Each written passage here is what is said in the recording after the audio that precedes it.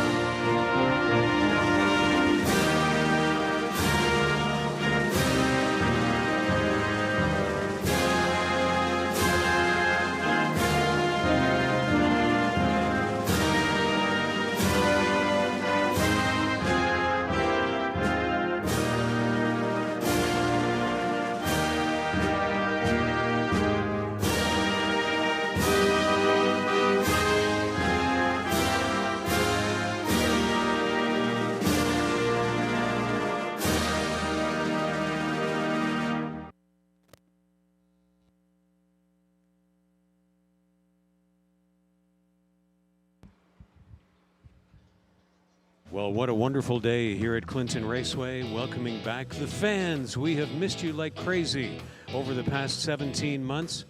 And like many Ontario racetrack venues, we are welcoming back the fans today in a big way here at Clinton Raceway. Welcome back, racing fans. Mother Nature has turned on her finest.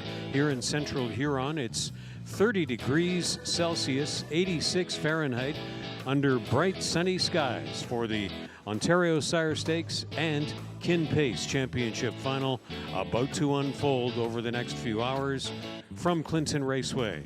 We want to welcome all of you watching along the line at hpibet.com, clintonraceway.com, and on our live streams through facebooklive.com and on YouTube. Here's a first run-through of the changes. In the first race, 3 VJ's Cam make the driver Sylvain Filion.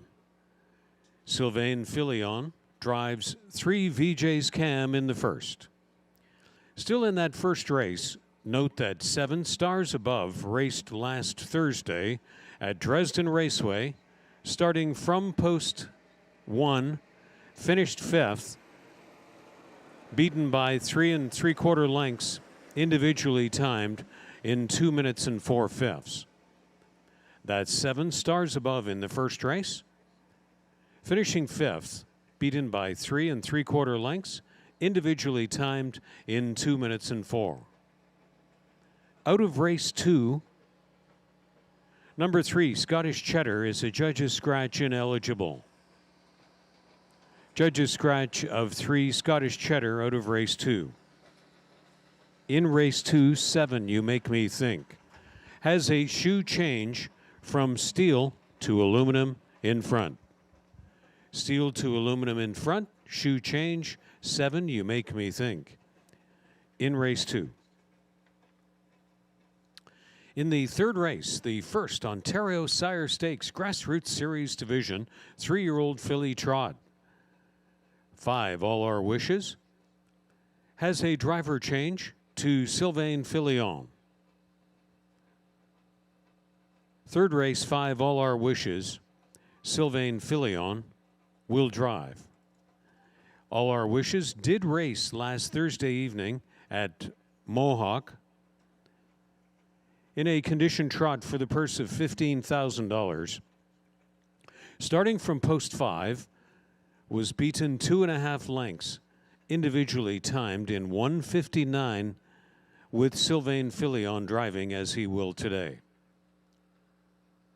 All Our Wishes, 5th by 2.5 in 1:59 last Thursday evening at Mohawk. In the fourth race, there is a driver change on 3, Larjon Lena. Make it Ryan Dadosh. Ryan Dadosh drives 3, Larjon Lena in the fourth. The fourth race will start a pick 3. Race 5 has no changes. In the sixth race, 7, Toxicity. Toxicity raced at Dresden last Thursday afternoon. Starting from post 5, finished 5th by 4.5 lengths, individually timed in 1:59.1 with Dale Spence driving. That's Toxicity in race 6. Last Thursday at Dresden, started post 5, finished 5th by 4.5 lengths, and was individually timed in 1:59.1. On to the 7th race, where there is a driver change. On 5, Follow the Dream, make it Ryan Dadosh. Ryan Dadosh drives 5, Follow the Dream in the 7th. There is a judge's scratch from the 7th race of 7, Sports Icon. 7, Sports Icon judge's scratch. The also eligible number 9, Moramapo, will move into race. Moramapo sells as ticket 9 and will race out from post 7 in the 7th. Moramapo 9 moving into race in the 7th.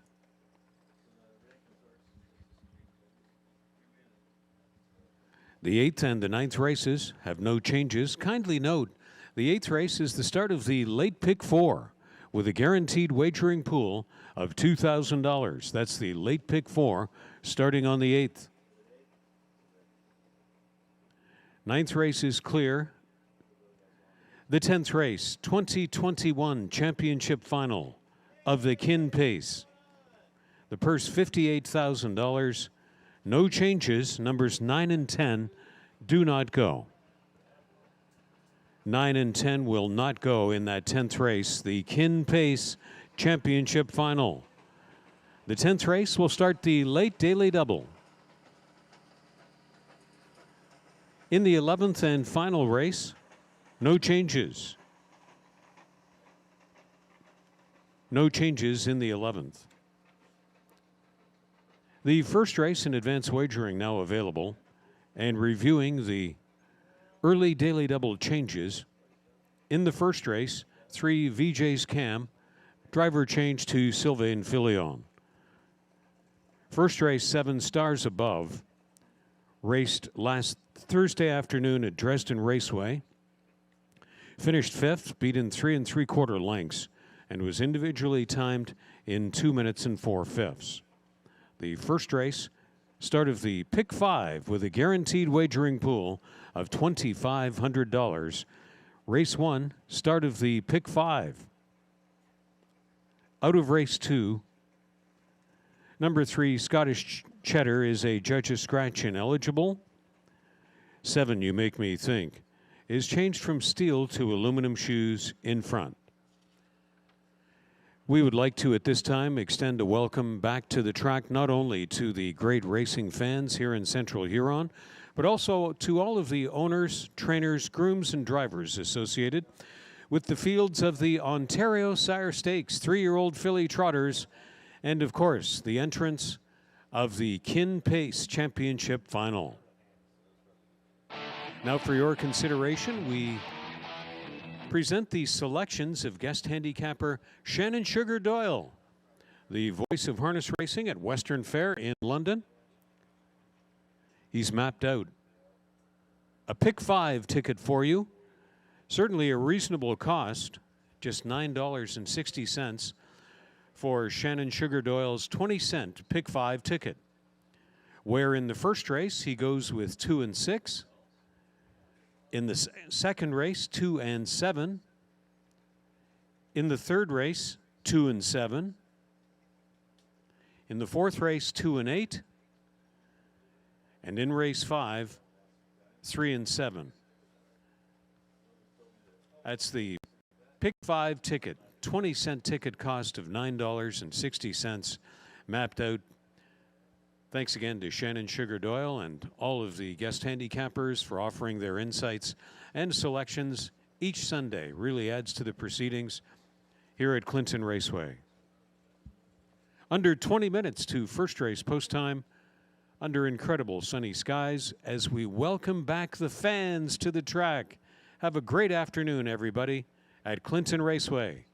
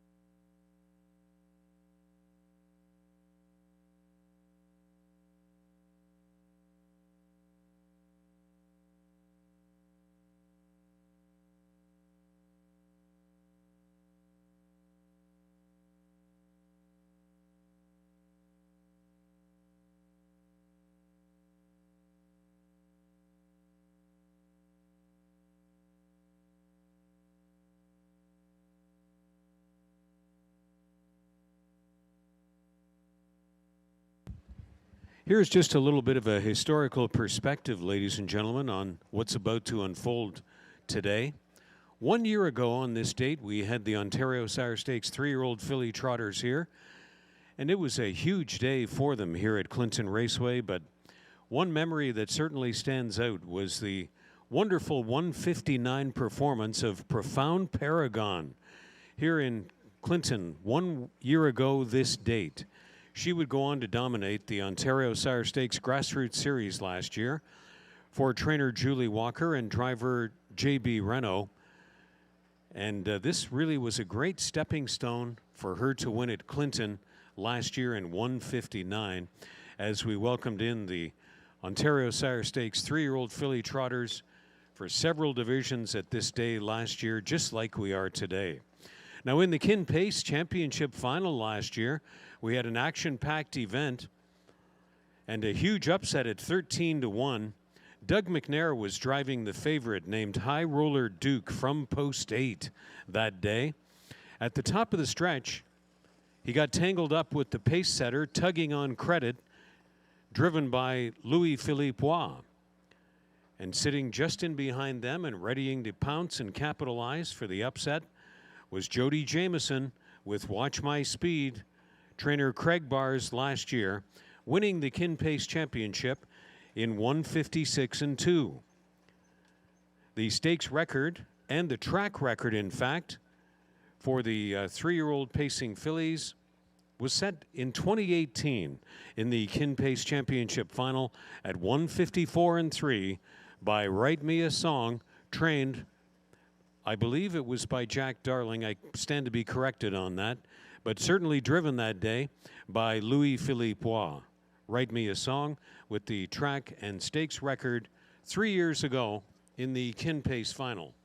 So there's a little historical retrospective on the greatness about to unfold today for the Ontario Sire Stakes 3-year-old filly trotters, and of course the Kin Pace Championship final, 16 minutes to first race post time at Clinton Raceway.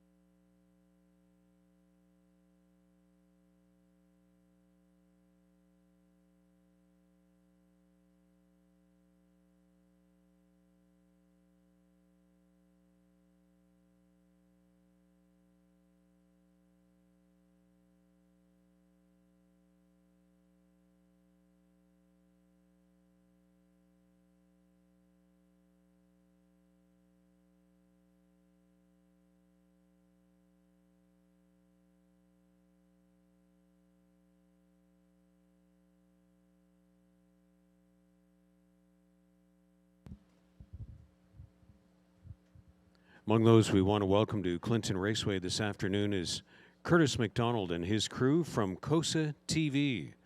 COSATV.ca. Live coverage of the proceedings in Clinton, also presented this afternoon on COSA TV. Curtis the goaltender McDonald is here, along with his capable crew from COSA TV. Have a great afternoon, and thanks for your coverage to bring the Clinton action to the rest of the world this afternoon.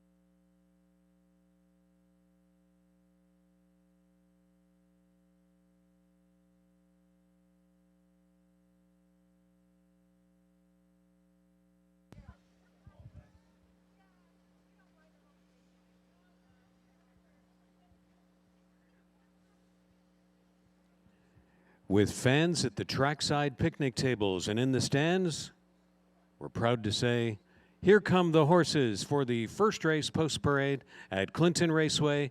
Welcome back, everyone. Little Quick is number 1 leading this parade. Brett McDonald to drive for Austin and Rob Reed.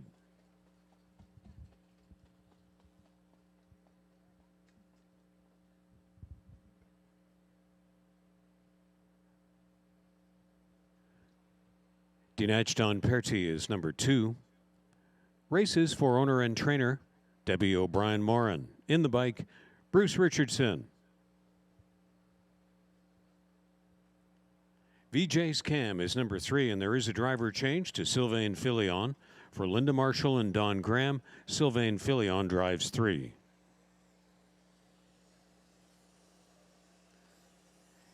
For his mock accelerator, James McDonald is in the bike, trained by Reinhold Dudd, for Marnie Duld and Madison Duld.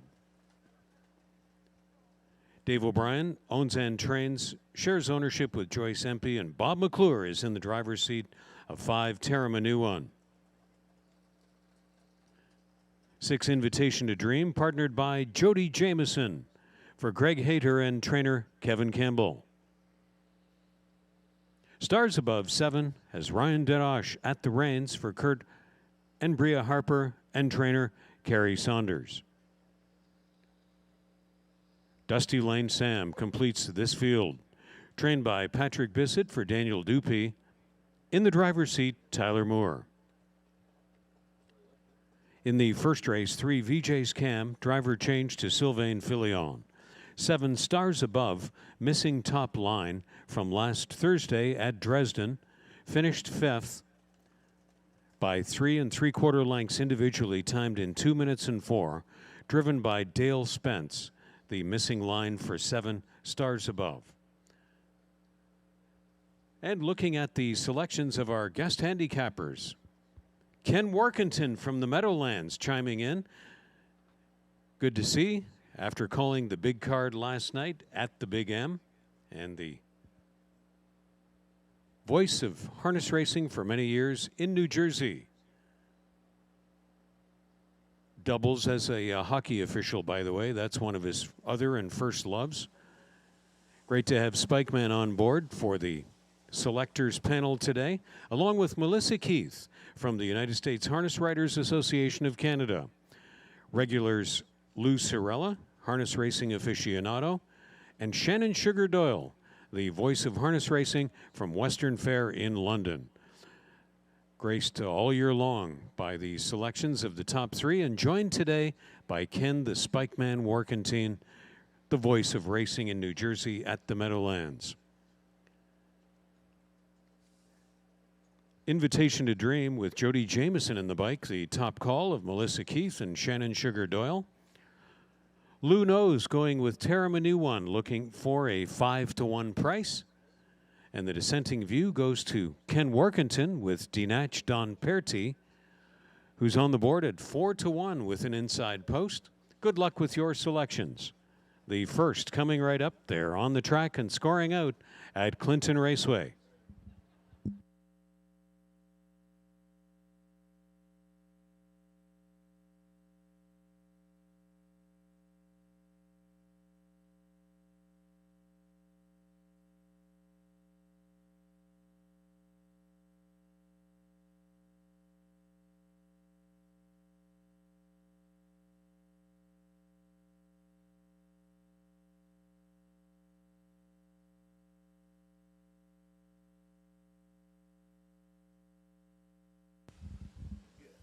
Countdown clock has started. Under 2 minutes to first race post time.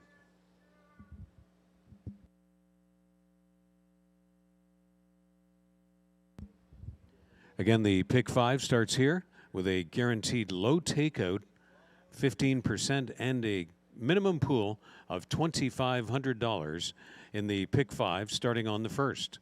Also kicks off the early daily double, and on every race, superfecta, trifecta, exacta, win, place, and show opportunities.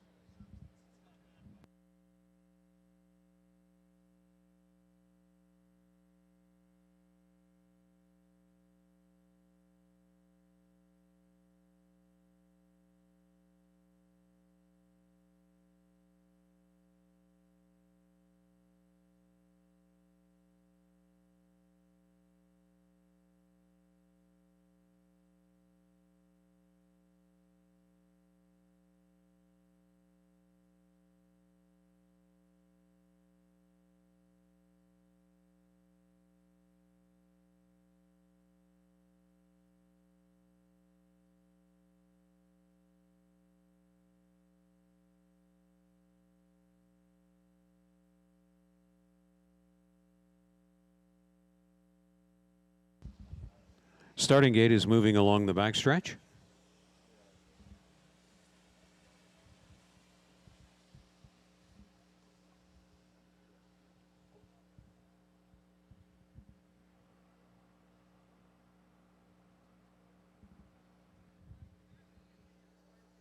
The drivers are called in. Last call now for the early daily double. The pick 5, Superfecta, and all first race wagers. They're moving up to the gate. Even money on Invitation to Dream in post 6. As they move past the historic Red Barn on the top turn at Clinton Raceway, we welcome back the fans. Little Quick, Dinach Don Perti, VJ's Cam, Mock Accelerator, Tera Manu 1, favored Invitation to Dream and Stars Above, Dusty Lane Sam in the trailing post. All set for Kin Pace and Ontario Sire Stakes Sunday in Clinton. Here they come, and they're off and pacing. Sylvain Filion has VJ's Cam right out there. And it's VJ's Cam stepping out to lead it. Look at that great gate rush by Jody Jameson. An Invitation to Dream will land away in second. Into the backstretch, VJ's Cam. Invitation to Dream sits the charmed two-hole trip position. Stars Above is parked out on the flank of Mock Accelerator. There is the front 4. Tera Manu 1 sitting along in 5th. Third from last, Dinach Don Perti, then Little Quick and Dusty Lane Sam is the trailer. And the opening quarter goes up, with VJ's Cam stepping it off by 2 lengths on the front end. In rein to Sylvain Filion. The opening quarter was 29 seconds flat. VJ's Cam comes off the turn. Invitation to Dream along in second. It's the long Sunday afternoon mile for Stars Above as they approach halftime completion.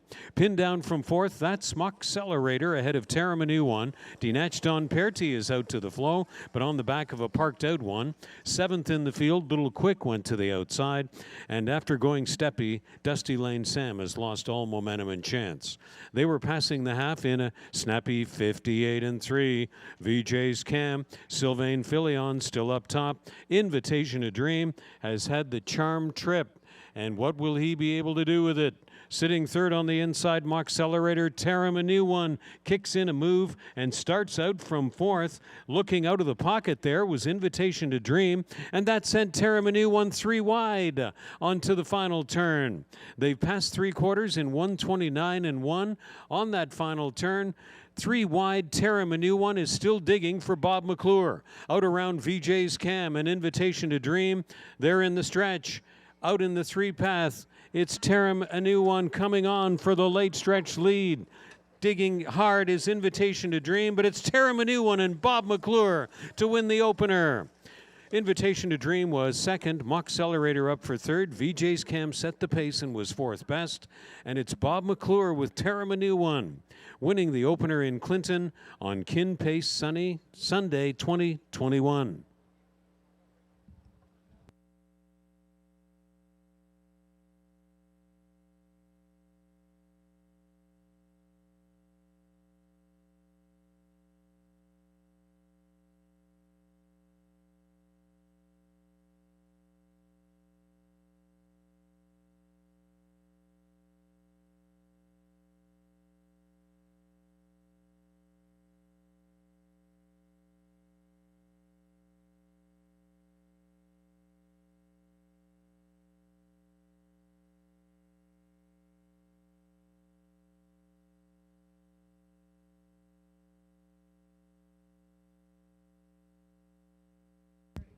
The race recap.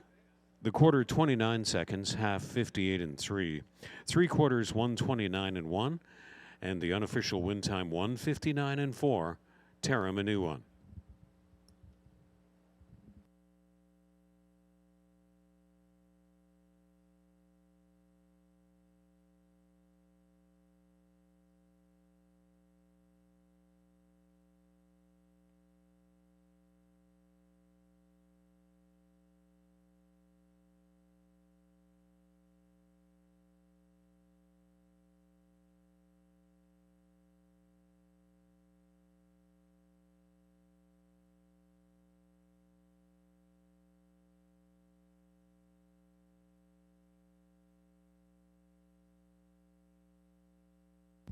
Back to the winner's circle. Tera Manu one is a 6-year-old bay gelding by sports writer from Ombro Bailey, owned and trained by Dave O'Brien of Dorchester, co-owned by Joyce MP of Mossley, and the winning drive to Bob McClure. First in 10 starts this year and the first in the past 3 years. Fourth career victory, Tera Manu one, 159-4, when made official in the first.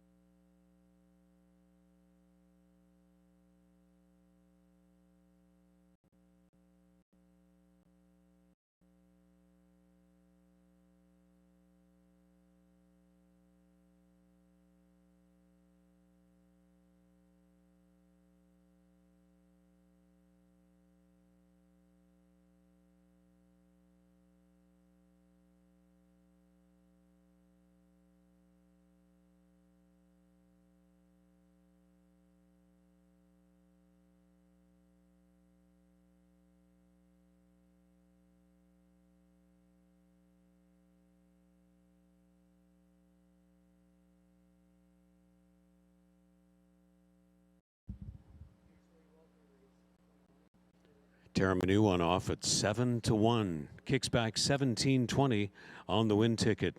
33.40 the exacta. The dollar try, $76 and a nickel. And the dollar superfecta, $474.15 for the combination of 5, 6, 4, and 3. Tera Manu one, 17.20, $7 and $4. Invitation to Dream, $3.50 and $2.50. Mock Accelerator, $5.20. Now the first race, complete finish order, Little Quick 6th. Dinach Donperti 5th. VJ's Cam was 4th. Mock Accelerator 3rd. Tera Manu one, the race winner. Invitation to Dream 2nd. Stars of 7th. Dusty Lane Sam did not finish. From the top, 654, 3127, number 8 did not finish. Tera Manu one in 159-4.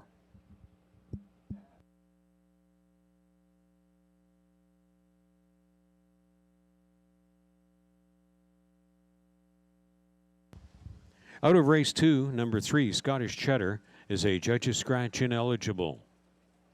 7, You Make Me Think, a shoe change from steel to aluminum in front. Race 2, offering superfecta, trifecta exacta win, place, and show opportunities. Sponsored by Ontario Racing. Visit them on the web for a great overview of horse racing in Ontario at ontarioracing.com.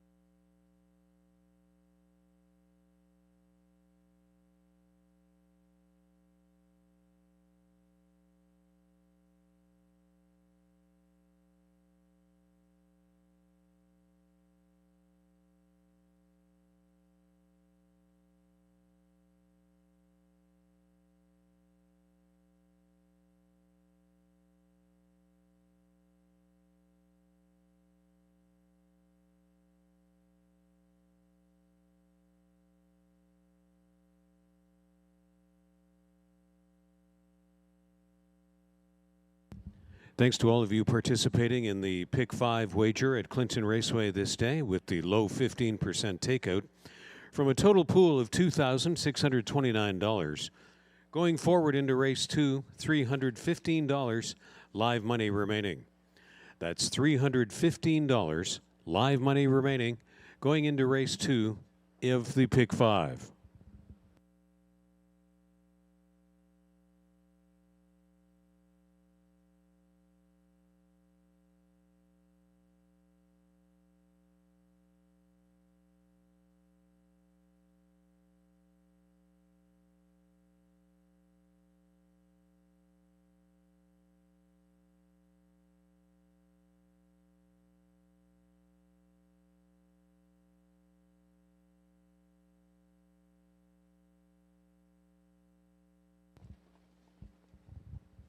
Now on display, the daily double probable payoffs, combining the winner of the first race, 5 Tera Manu, with the field of race 2. The daily double probable payoffs now posted.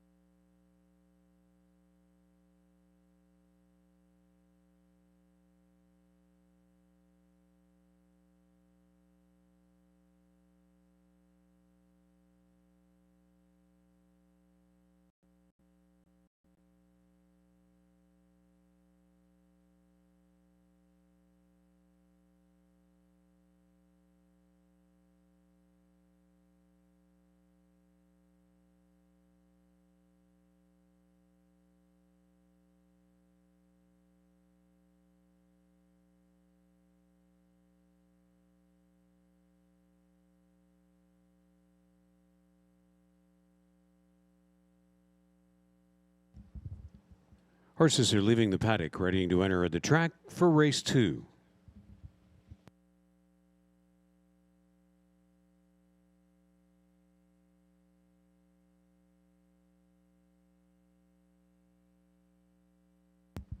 Leading post parade is SG Alexia, number 1, owned, trained, and driven by Sylvain Grenier. Mike Horner now trains, along with owning and driving 2, Bearcat Willie. Number 3 was a judge's scratch. 4 is Needing Off the Grid, partnered by Jody Jameson for Greg and Sherry Graham and Tim Gallant. Rebecca and Jeff Williamson campaigning Captain Godrow 5 with Tyler Moore. 6 is Premier Kane, Travis Henry to the driver's seat, trained by Melissa Lamoureux for Jeff Boyd and Ellie Bale.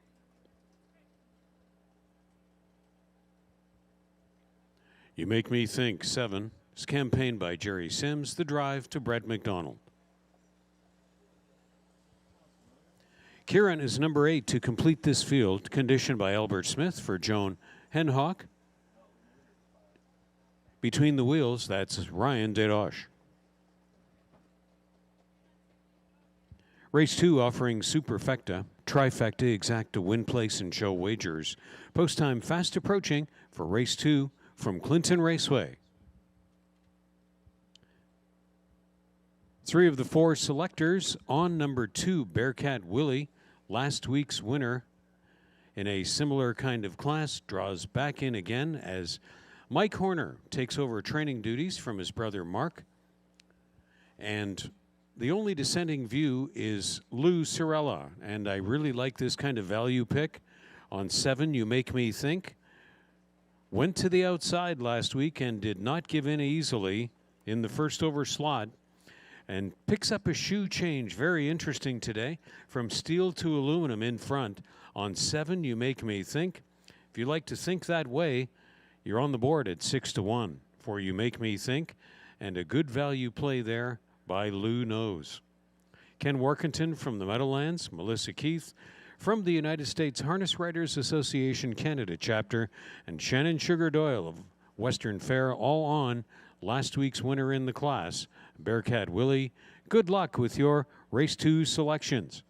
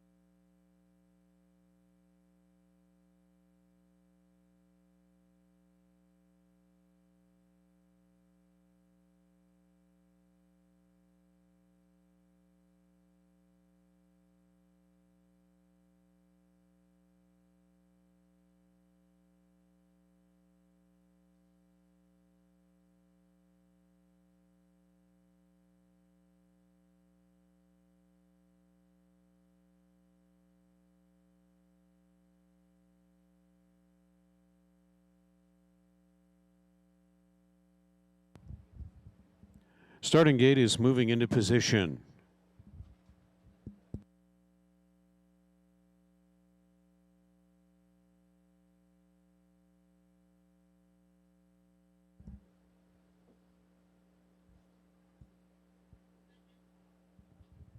Welcoming back the great race fans on track. Great to see many of you at the picnic tables and in the grandstands at Clinton Raceway. We would like to advise you again to please move in and make your selections as early as possible. Wager early to avoid the possibility of getting yourself and your fellow patrons shut out. Field is called to the gate for race 2. Last call right now for Superfecta and all race 2 wagers.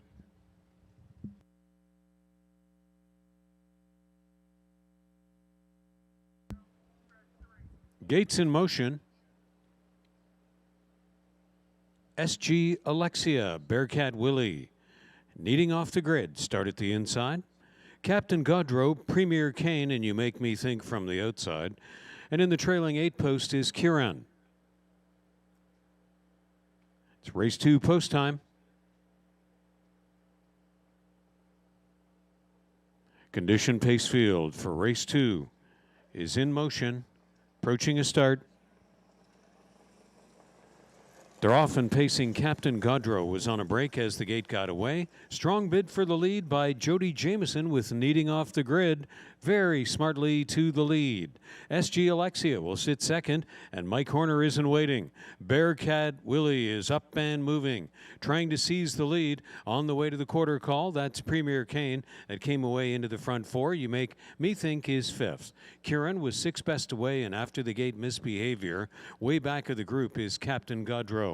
Reaching front after an 1/8 of a mile park out, though, was Bearcat Willie, Needing off the grid, sitting in the deuce, 30 seconds even at the quarter, and they proceed onto the turn and past the historic Red Barn on the top turn at Clinton Raceway. Bearcat Willie sets the pace. Needing off the grid. Following down in second, Longshot SG Alexia tags along well in there from third, and Premier Kane still completes the front 4 and comes out. Premier Kane is first up. You Make Me Think is going to take second over cover. 2 more lengths to Kieran, 6th on the outside, and Captain Gaudreau still tries to catch the group. Bearcat Willie up front, the opening half. 101 and 3, 31 and 3 in the second quarter. Bearcat Willie still the boss. Premier Kane and Travis Henry trying their luck first over, but they're still 2 lengths away as Bearcat Willie goes strong and smooth down the backstretch. Needing off the grid is still in pocket trip position, and You Make Me Think may have to go 3 wide pretty soon. That's SG Alexia pinned down in 5th, and the last pair are Captain Gaudreau and Kieran. Bearcat Willie stepping away on that final turn and trying to shake off Needing off the grid. They move to the top of the stretch. You have 2s on the top of your ticket. Looks pretty good for Bearcat Willie. Bearcat Willie took the lead before the quarter and is a driving off winner.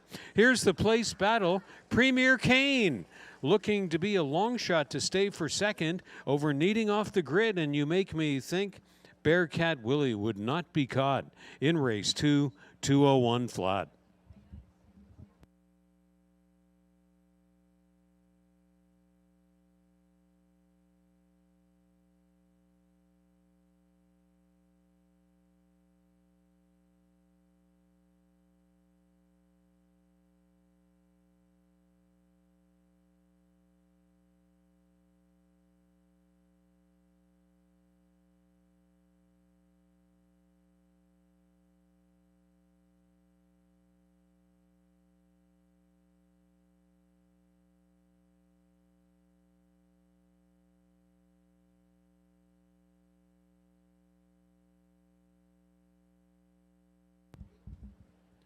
Race recap, 30 seconds flat, the half in 101 and 3, 3 quarters 131 and 4, win time 201 flat. Bearcat Willie 2-6-4-7 unofficial, 2-6-4 and 7 unofficial. Race 2.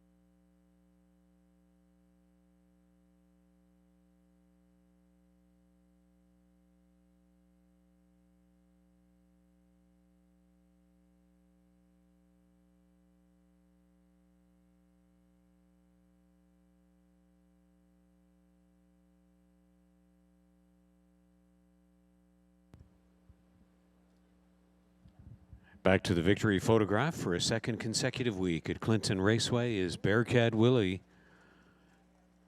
homebred of Mike Horner of St. Mary's.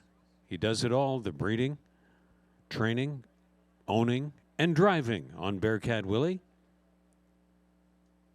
Steps away in 2:01 flat.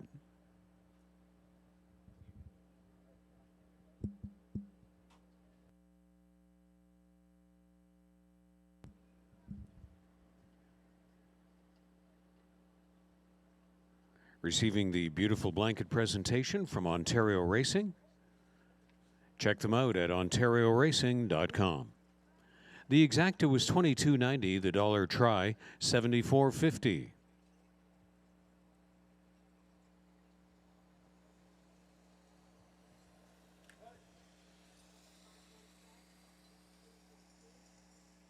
$3.10, $2.10, and $2.10 on Bearcat Willie. Premier Cane $5.50, $3.40, needing off the grid $2.80. The dollar superfecta $174.30, and the early daily double $23.90. Here's the complete finish review. SG Alexia 5th, Bearcat Willie wins. Number 3 was a judge's scratch. Needing off the grid was 3rd, Captain Godreau 6th, Premier Cane 2nd, Make Me Think 4th, and Kieran 7th. From the top, 5-1 scratch, 3-6-2-4-7.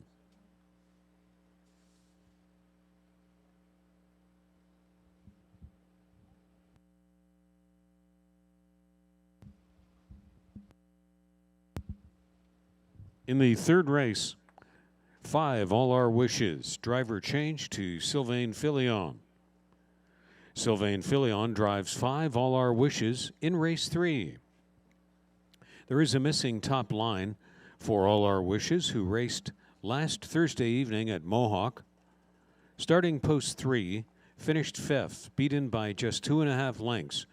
Individually timed in 1:59 with Sylvain Filion driving, as he will today. That's All Our Wishes, 5th by 2.5 lengths in 1:59 individually last Thursday evening at Mohawk for that missing top line on 5 All Our Wishes.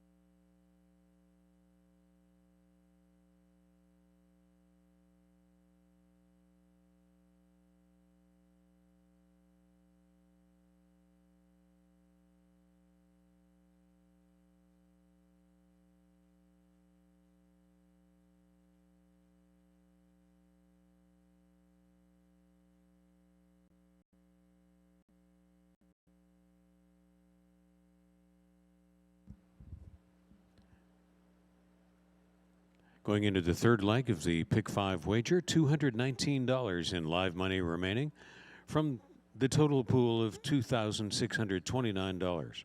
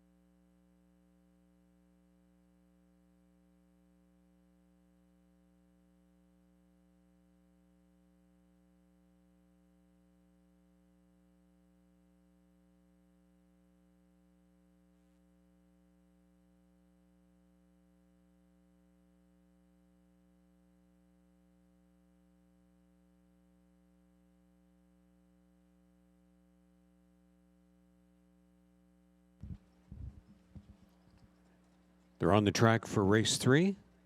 Top of the bar, first on parade, with Bob McClure in the bike for owner-trainer Mark Etzel. Co-owners Robert Newton, Graham Hopkins, and Peter Porter. Out on a mission, number 3, driven by Jay Harris for Gordon and Bob Dancitovic and Ken Albrecht. Travis Henry partners for LMC S'mores, conditioned by Kyle Reibeling for Frank Cirillo. There's Sylvain Filion in the driver's seat for Denise Ball. 5 is all our wishes.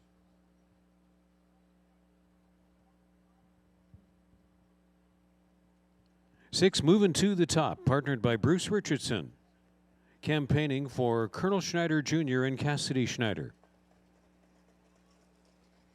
James McDonald has the hot favorite, that's 7, Tipsy and Dixie, conditioned by Harry Poulton for the stable, Tipsy and Dixie with Hutchison Harness of Ohio. And last on parade is Century Highness, Jody Jameson in the driver's seat, conditioned by Pat Hunt for Glengate Farms. Clinton Raceway welcoming back the Ontario Sire Stakes 3-year-old filly trotters, first grassroots series division of 2021.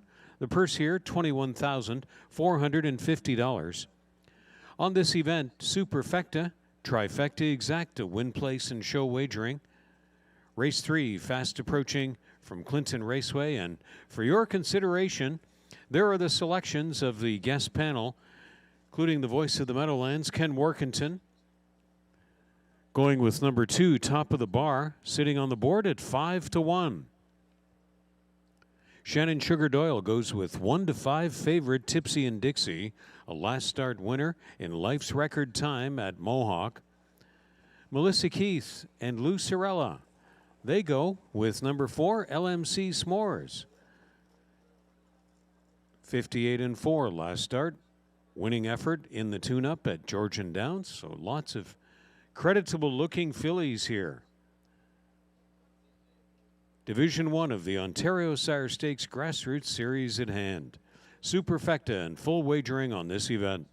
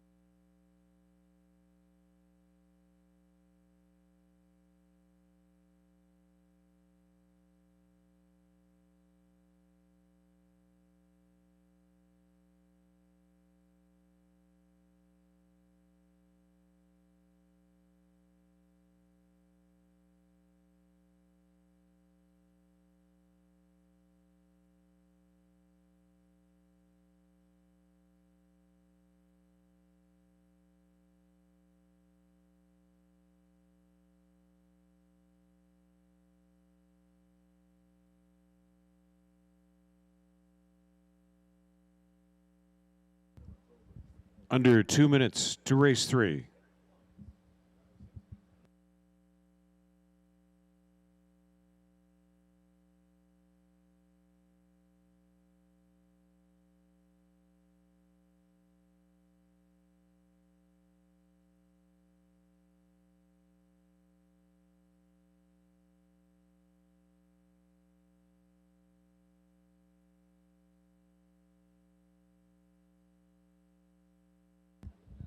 Please make your selections as early as possible. Move in and wager early to avoid getting yourself and your fellow patrons shut out.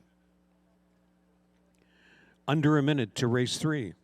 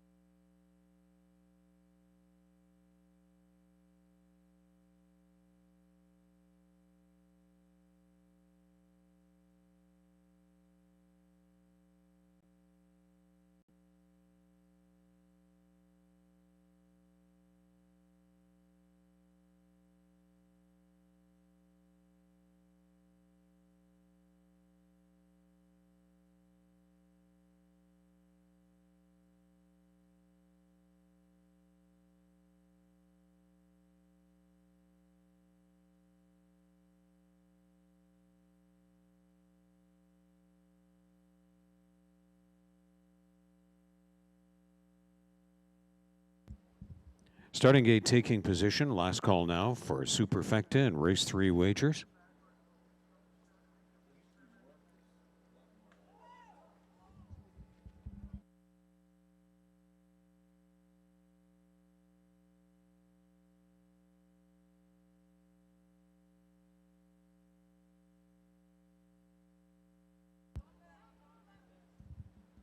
Medical emergency attendant, please report to the grandstand. Moving up to speed, it's Century Highness, top of the bar and out on a mission. LMC S'mores, then All Our Wishes. Moving to the top and Tipsy and Dixie. It's third race post time. The third race, first grassroots series division of the Ontario Sire Stakes. They are off and trotting. Tipsy in Dixie flies right out of there to take an early lead and very stylishly goes Tipsy in Dixie. Century Highness carrying her and picks up that challenge, is playing some Sunday hardball here. Century Highness and Jameson are parking out a hot favorite at 1-2 in Tipsy and Dixie, who now will get a little bit of urging, and James McDonald goes on to take her to the lead. LMC S'mores saw all of that transpire and closes up in third. Moving to the top was fourth best away. Recovering fifth is out on a mission, and after early bobbles, top of the bar, and All Our Wishes are way back of the group. So the opening quarter, hard tested, was Tipsy in Dixie, and here's a move off stride out of fifth when out on a mission. So they come off to turn this way, chasing Tipsy in Dixie. Century Highness took that leader almost all the way to the quarter and sits out a trip in second. LMC S'mores is third, moving to the top, sitting along in fourth. Top of the bar was off stride. Out on a mission was off stride. All Our Wishes has made breaks. They passed the half, chasing Tipsy and Dixie through speed of 30-2, 101-3, and on to the backstretch final time. Tipsy in Dixie. Jameson looks like he's got a full hand there in the pocket with Century Highness, but stepping away is Tipsy and Dixie. Century Highness along second still. LMC S'mores third, moving to the top fourth. They passed three quarters, spaced in the backfield, top of the bar, out of it along with Out on a Mission and All Our Wishes. On this final turn, Century Highness has a look to the outside. She's going to come out and chase Tipsy and Dixie down the stretch. A closer third for LMC S'mores. They turn for home in the first Ontario Sire Stakes Grassroots Series Division. Tipsy and Dixie has done it. Flawless in victory, Tipsy and Dixie over Century Highness. LMC S'mores was third. Moving to the top was fourth, Tipsy in Dixie, 2:01 and 1/5. Home in 29 seconds flat.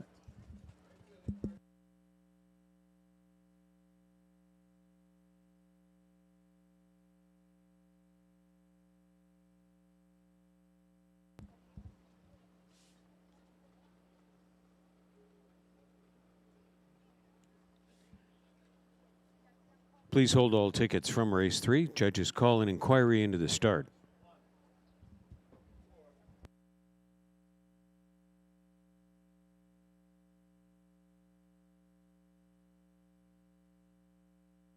There is a judge's inquiry into the start of race 3.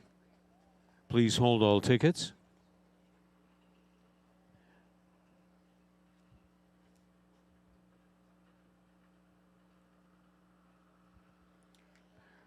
The recap is 30-2, 101-3, 132-1, home in 29 seconds. Tipsy and Dixie, 2:01, 1/5, when made official.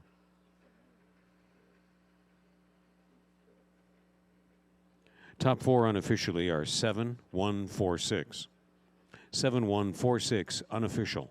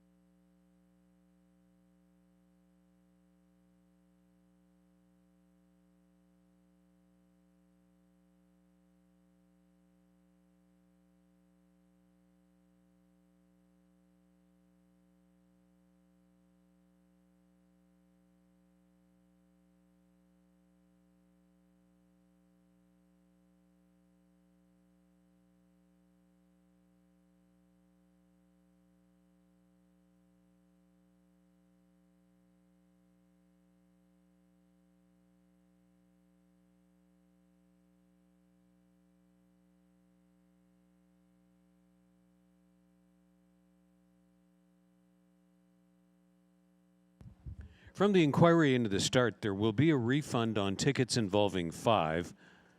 All Our Wishes, not inside the fair start pole when the official word go was given. From race 3, refund of tickets involving 5. There's the winner of the first Ontario Sire Stakes Grassroots Series division. Tipsy in Dixie by Muscle Mass from Twinbee Alibi, owned by the Stable.ca, Tipsy in Dixie. Hutchison Stables of North Ridgeville, Ohio, trained by Harry Poulton and driven to victory by James McDonald, who had a big night at Mohawk last night and starts it off in a big way at Clinton this afternoon. In the bike with Tipsy and Dixie receiving the Ontario Sire Stakes blanket presentation.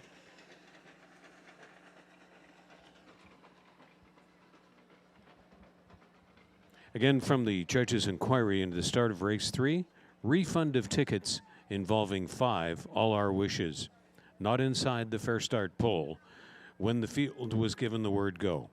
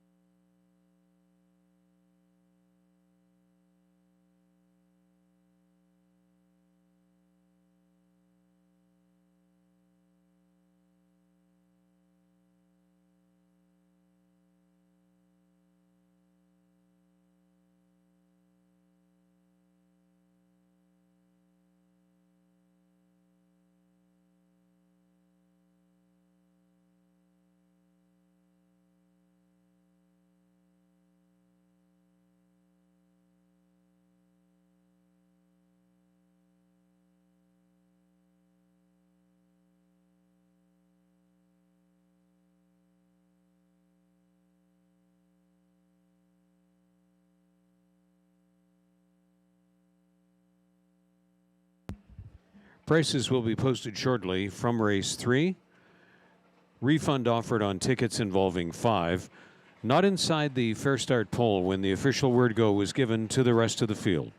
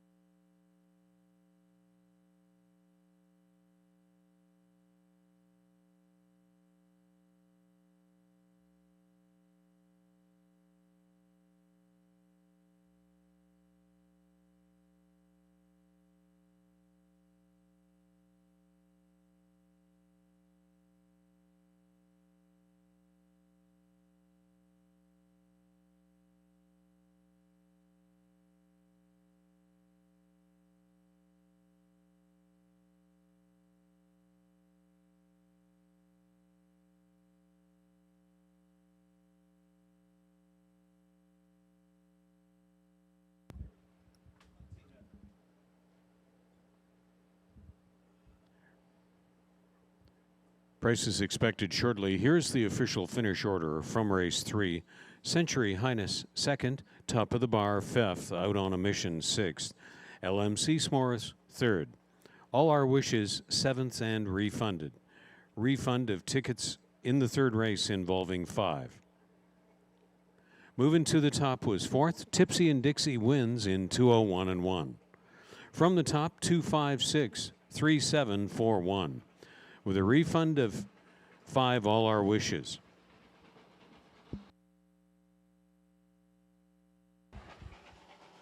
$7-1 exact to $18. The trifecta for $1, $21.40. Tipsy and Dixie is race favorite, $2.90, $2.60, and $2.10. Century Highness, $5.50 and $2.90. LMC S'mores, $2.90.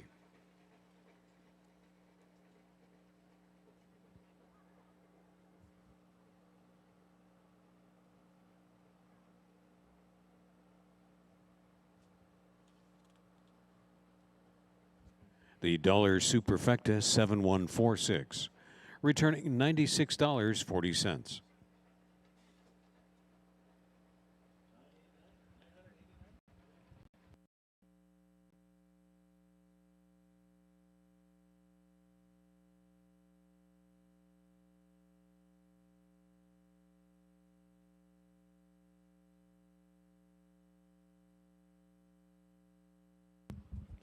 In the 4th race, 3 L'Argent Lena, the driver change is to Ryan Desroches.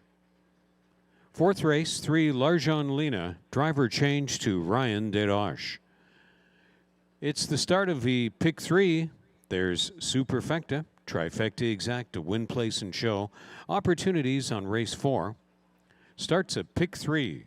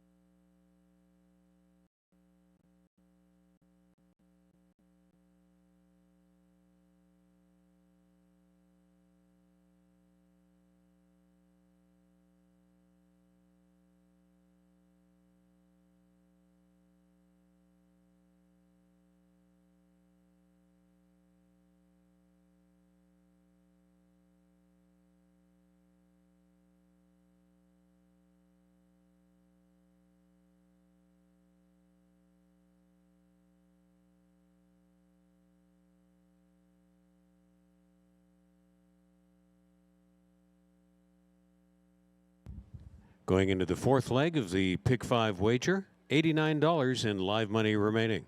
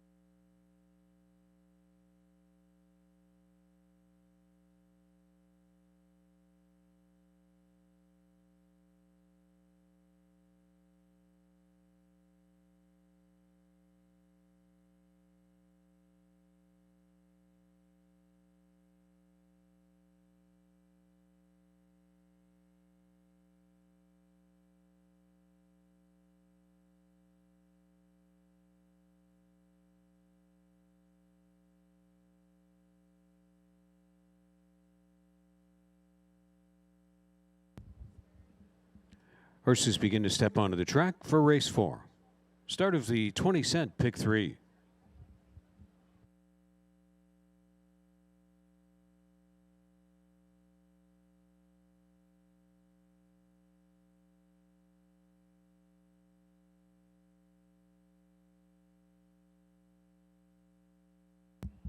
Sunshine Queen leading the parade. Terry Fritz owns, trains, and drives. 2 will parade at the end. Next on parade is Larjon Lena, number 3, and a driver change to Ryan Dedosh, trained by Mark Winnicott for Jamoxpo Stable. Ryan Dedosh driving 3. Ace 44 Swan is number 4. Bruce Richardson is up, trained by Debbie O'Brien Moran for Colin Densley Burrows.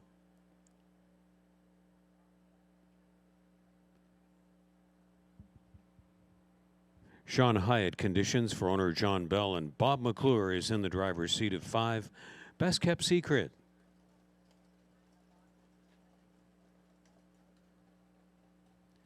Six is just a little bit better with Travis Henry at the reins for owner and trainer Tim Myers and co-owner Brian Van Horn. Greg Graham is training for Sherry Graham and Tim Gallant, and Jody Jamieson is hired to drive number 7 Dark Moves.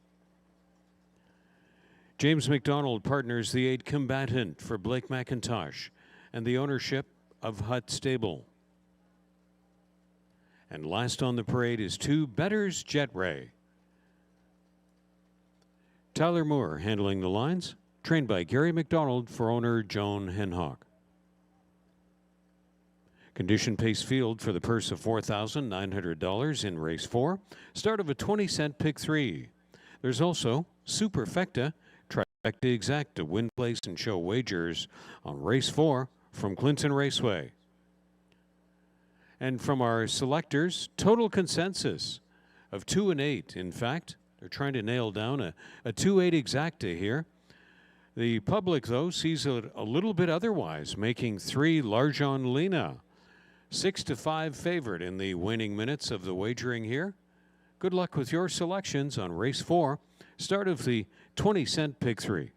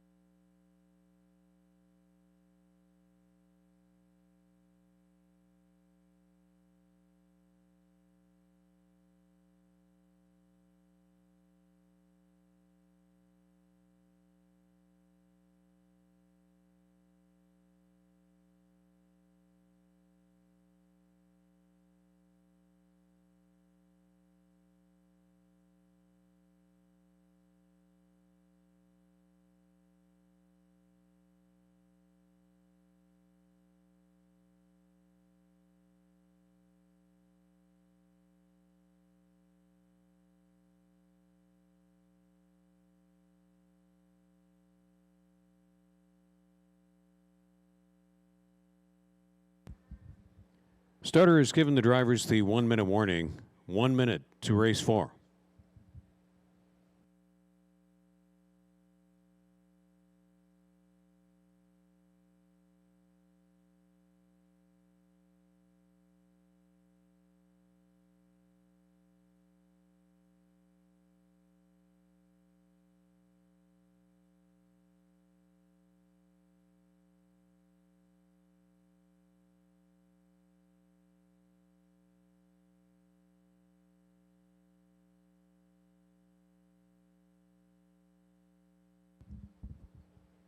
Gate is in position. Horses are called in. Last chance right now for the 20-cent pick 3, Superfecta and 4th race wagering. Sunshine Queen, Better's Jet Ray, Larjon Lena starting at the inside. Next over to Ace 44 Swan, Best Kept Secret, just a little bit better and dark moves from the outside. In the 8 post is Combatant. Up to speed at the top of the stretch.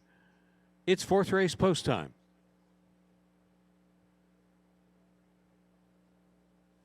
Condition pace group for the Clinton 4th in motion at a start. They're off and pacing, and Jody Jameson saw nobody leaving very much except Better's Jet Ray, and that's the top pair moving into the first turn. Better's Jet Ray will seize the early lead, and overcoming post 7 is Dark Moves to land out into the 2-spot position. Sunshine Queen raced away into third. Combatant, James McDonald, following up well into the front 4.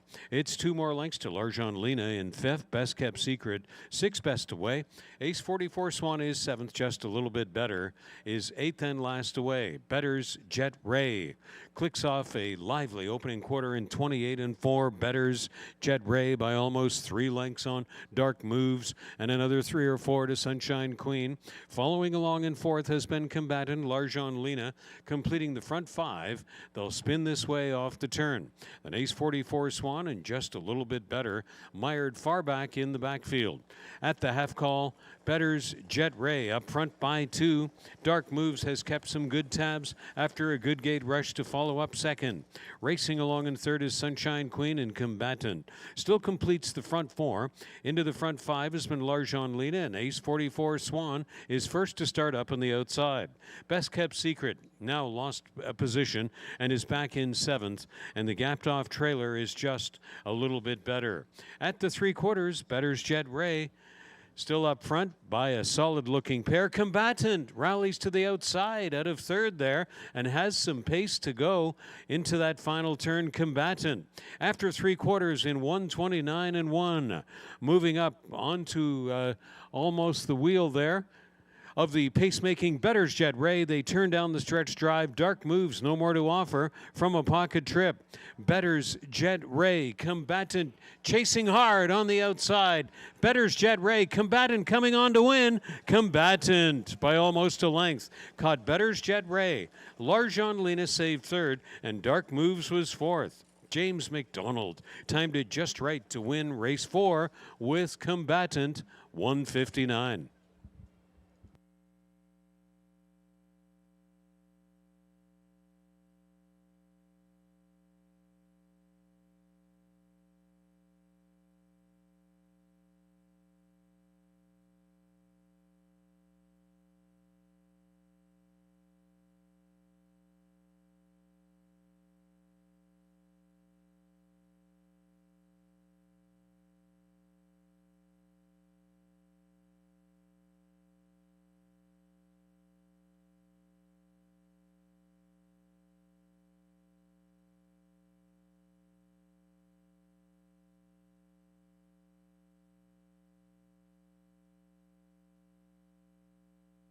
The race review: 28 and 4, 58 and 4, 129 and 1, and the mile time 1:59. Combatant. Unofficially 8-2-3-7. 8-2-3-7 is unofficial from race 4, 1:59.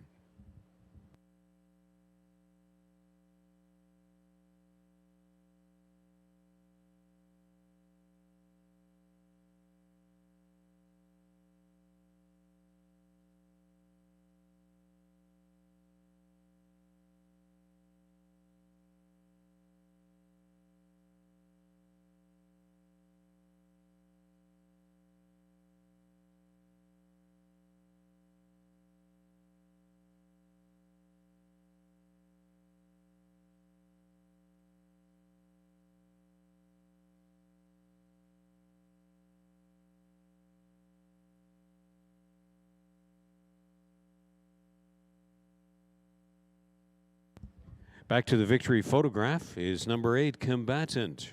Royal Majesty, 3-year-old bay gelding from Bunker to Bunker by Western Hanover. Owned and trained by Blake McIntosh, co-owned by Hutt Racing Stable of Malvern, Pennsylvania. Consecutive winners on the card reined in by James McDonald. First win, Combatant gets a mark of 159 and returns 420, 210, and 210. Better's Jet Ray, 240, 210. Larjon Lena, 460 to show. 760 the exacta, the dollar try, $18 and a nickel. And the $1 perfecta, $74.80. The top-down finish order: Sunshine Queen was 5th. Better's Jet Ray, second. Larjon Lena, third. Ace 44 Swan, sixth. Best Kept Secret, seventh. Just a little bit better was eighth. Dark Moves, fourth. Combatant, the race 4 winner. From the top, 5, 2, 3, 6, 7, 8, 4, 1.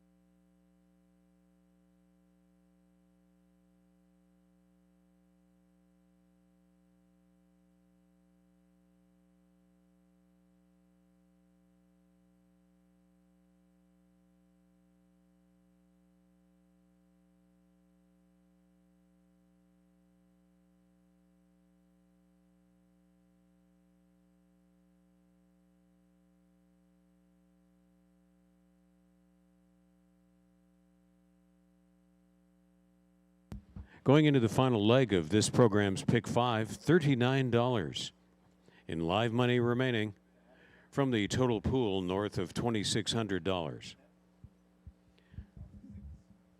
2 driver changes not previously announced. In the 7th race, 9 Moramapo moving into start post 7. Moramapo in the 7th. Make the driver Travis Henry. That's Moramapo in the 7th, number 9, scoring into race post 7. Travis Henry will drive Moramapo. In the Kin Pace Championship in the 10th race, 6 of RT1, make the driver Bob McClure. 10th race, 6 of RT1, driver change to Bob McClure.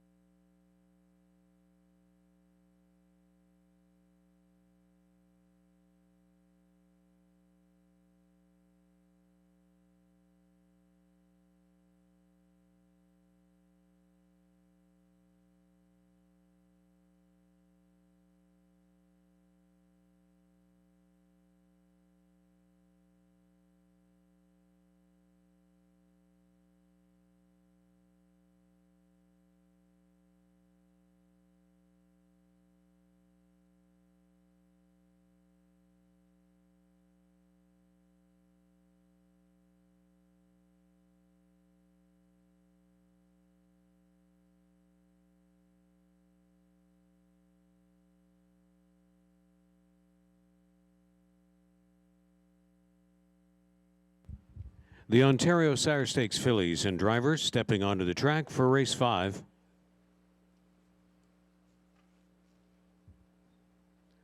Led by Flanagan Destiny, number 1. Trained by Rene Dion for Liette Flanagan. In the driver's seat, Chris Christoforou.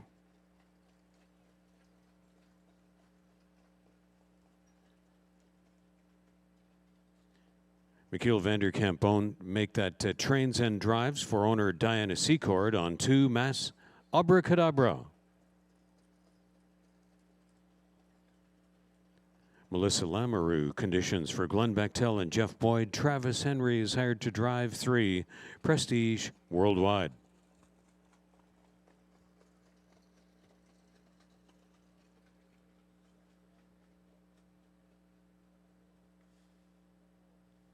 A Blue Blood is number 4, Doug McNair in the driver's seat, trained by Greg McNair for Matt and Roy Trelford.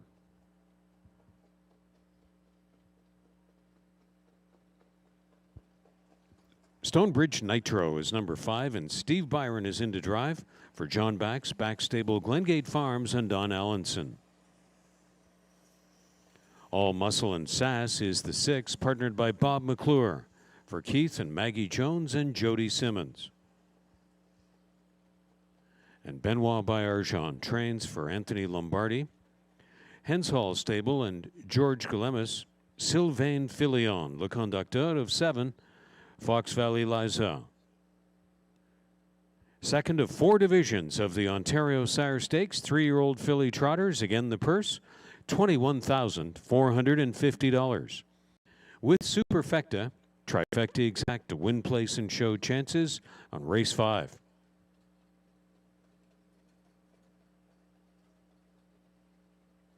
Lou Nose and Melissa Keith agreeing on the top selection of Prestige Worldwide in this second Grassroots Series division, sitting on the board at 5-2 at the moment.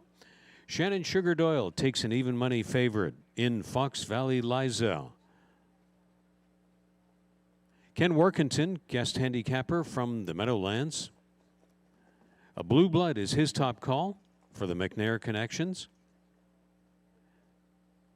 Good luck with how you see it in race 5 as we continue a huge Sunday at Clinton Raceway, welcoming back the fans for the Ontario Sire Stakes and Kin Pace Championship.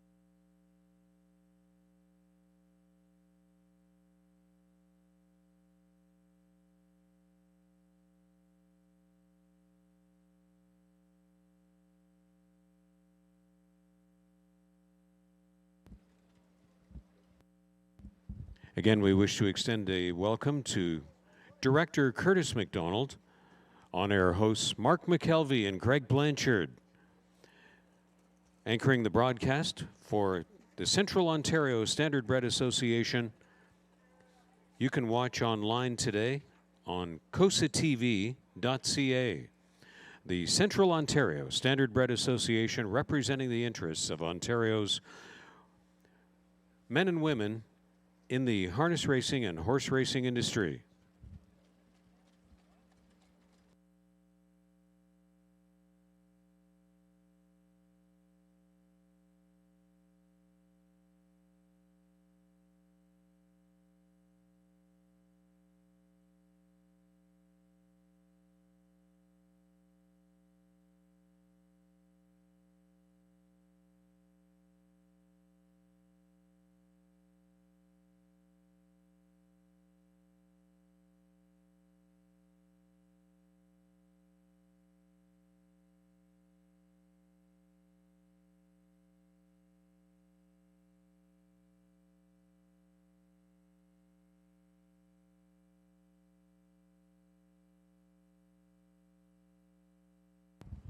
Starter has issued the drivers the 1 minute warning.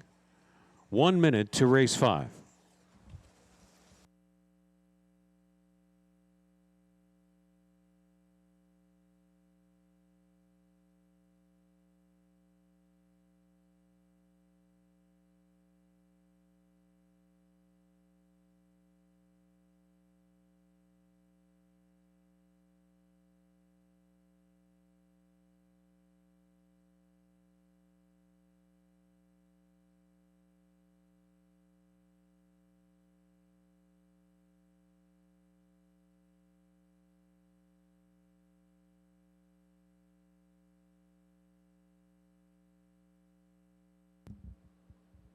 Starting gates in motion.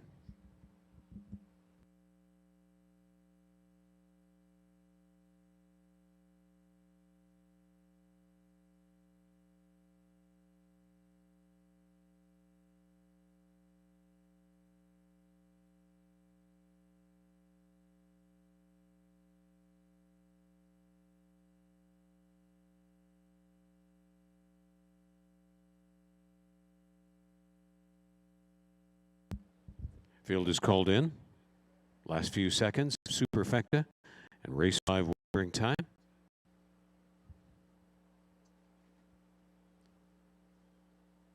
Division 2 of the Ontario Sire Stakes, 3-year-old filly trotters in the Grassroots Series.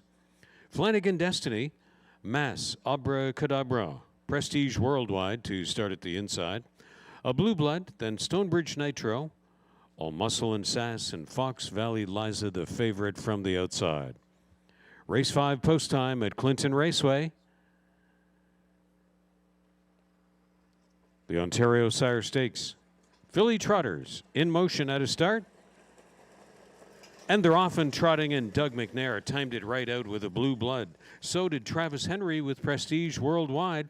Prestige Worldwide in tight quarters there. A Blue Blood is working hard to try to get by and does so. Good gate rush for All Muscle and Sass. She'll land down there in third. Over to the backstretch, Stonebridge Nitro got away in fourth, and post-time favorite Fox Valley Liza sits along the inside. And look at Sylvain Filion leaning flat back in the bike in that 5-hole on Fox Valley Liza.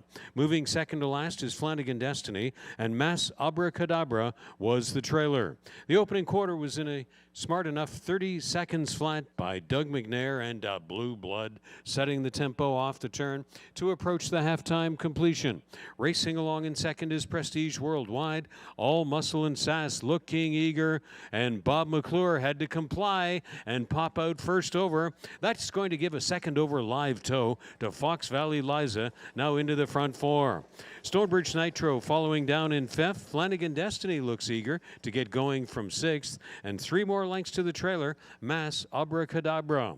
So the battle shapes up on the top end. A Blue Blood on the inside, All Muscle and Sass on the outside, and that's Prestige Worldwide that's enjoyed the pocket view, and Sylvain Filion yet to call on Fox Valley Liza from second over. May soon have to go 3 wide though, and there she goes. Fox Valley Liza looking 3 lanes wide going into the final turn. Then it's Stonebridge Nitro, Flanagan Destiny in the backfield, and the trailer is Mass Abracadabra. 3 wide rush coming from Fox Valley Liza. A Blue Blood set the tempo. They're at the top of the stretch. After 3 quarters in 1:31 and 1, Fox Valley Liza trying to reach the tempo, setting a Blue Blood. A Blue Blood is still going. A Blue Blood, and Doug McNair for Greg McNair wired the field in Division 2. Fox Valley Liza was second. Then Prestige Worldwide and Stonebridge Nitro, and Blue Blood goes full circuit to win in a sharp 2 minutes and 3.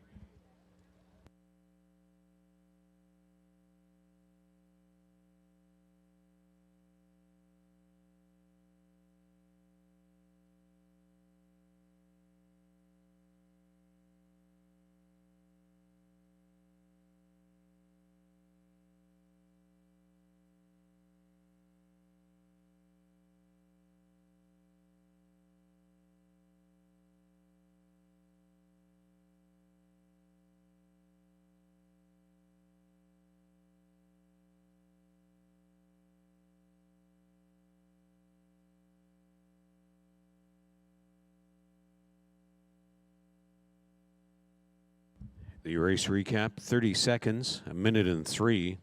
3/4, 131 and 1. Home in 29 and 2. To win in 2 minutes and 3. A Blue Blood. 4-7-3-5 is unofficial. 4-7-3-5.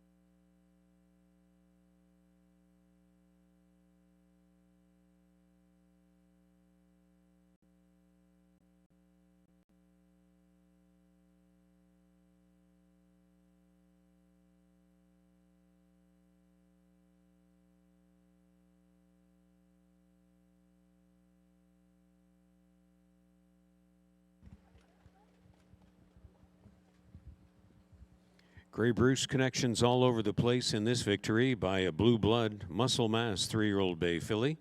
From More Credit Blue Chip by Credit Winner,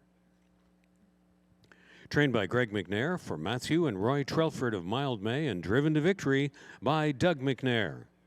That's her 3rd win in 6 starts this year, and announces her presence as a big factor for the Ontario Sire Stakes Grassroots Series this year, kicking home in 29 and 2 to win in 2 minutes and 3 at Clinton Raceway. A Blue Blood receiving the Winner's Circle presentation and beautiful Ontario Sire Stakes blanket.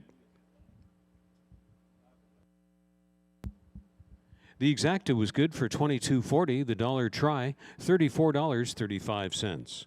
A Blue Blood was sent off at 3-1 to kick back $8.60, $3.90, and $2.20. Fox Valley Liza, $2.20, $2.10. Prestige Worldwide, $2.90.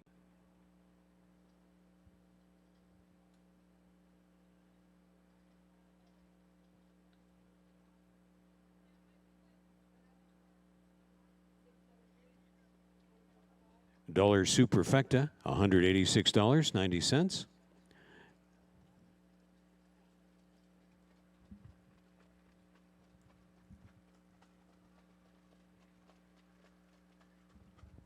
And the pick 5 result, the return is $273.60. The $1 pick 5, 5 out of 5, $273 plus.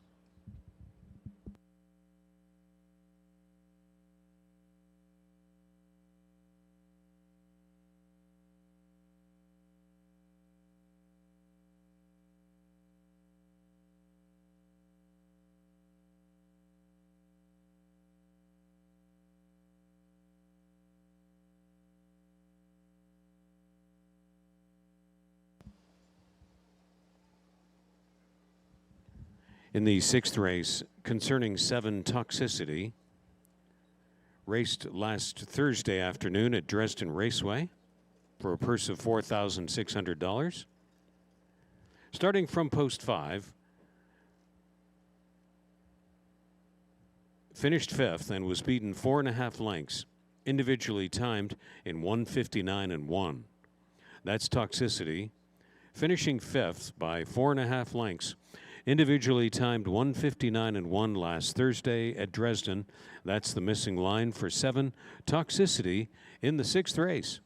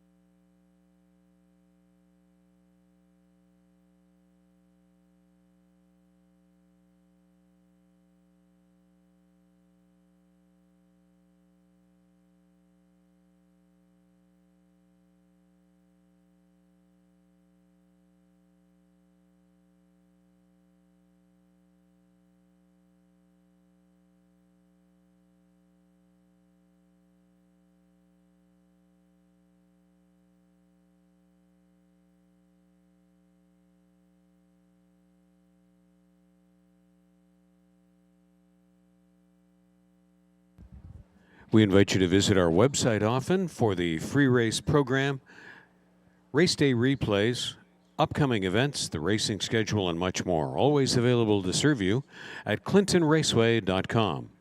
We welcome all of you watching the live stream today as well on clintonraceway.com.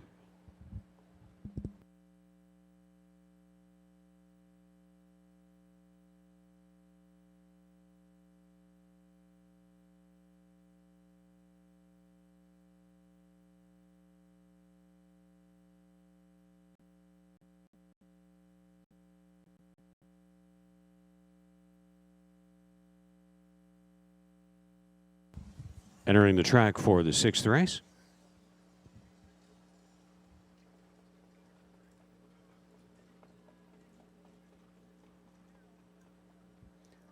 Significance will lead post-parade.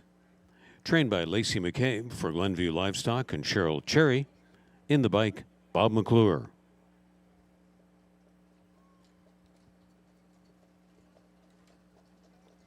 Black Vinny is number 2 with Brett McDonald in the driver's seat for Kevin and Shane McGuire and trainer Robert Rundle. Christina Soundy is campaigning Bravado Sealster 3 with Tyler Moore up. Gordon and Jeff Graham send out Deadly Action 4. In the bike, Doug McNair.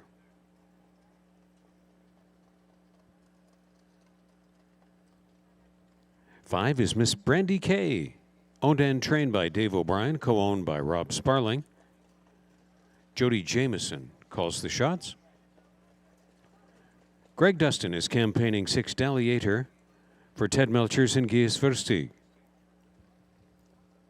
And 7 Toxicity completes this field, partnered by Ryan DeRoche, trained by Kerry Saunders, sharing ownership with Kurt Harper.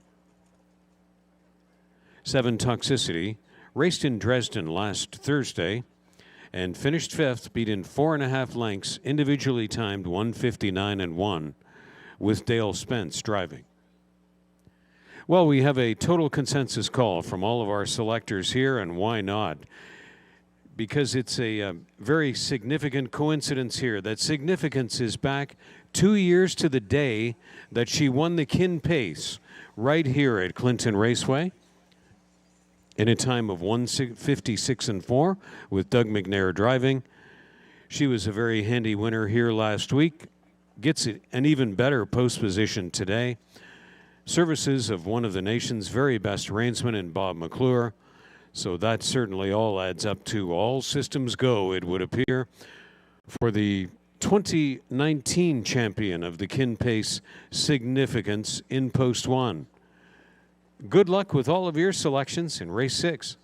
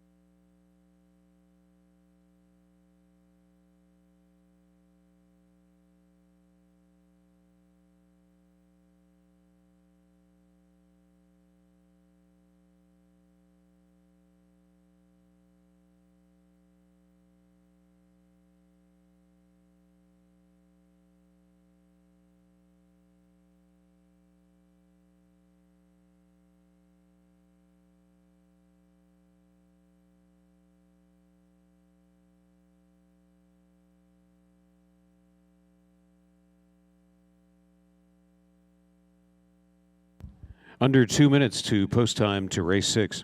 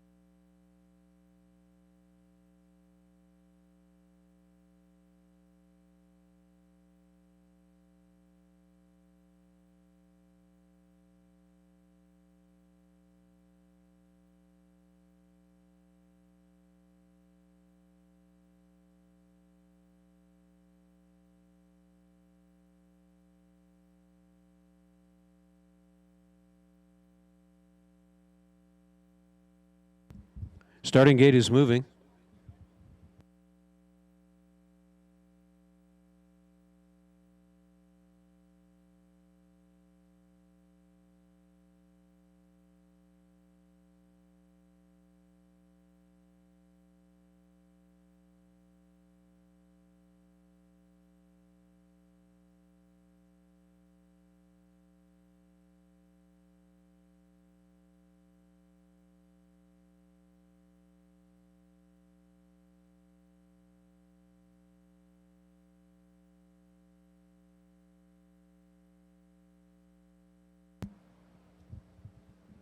Wings are folded out on the gate.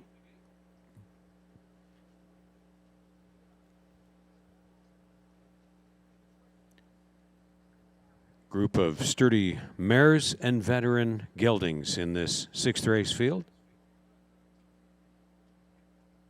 Hot favorite Significance, flanked by Black Vinny, Bravado Sealster, Deadly Action in the center from the outside, Miss Brandy K, Dalliator, and Toxicity. It's 6th race post time at Clinton Raceway.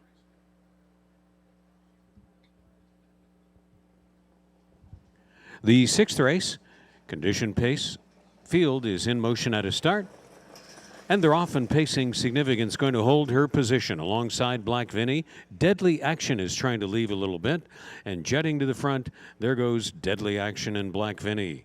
It's Black Vinny from between horses. Deadly Action reaching up to the front, settling in the 2-hole with Significance, already pulling. Significance pulls on Deadly Action. Black Vinny saw that transpire from in their 3rd, Miss Brandy K.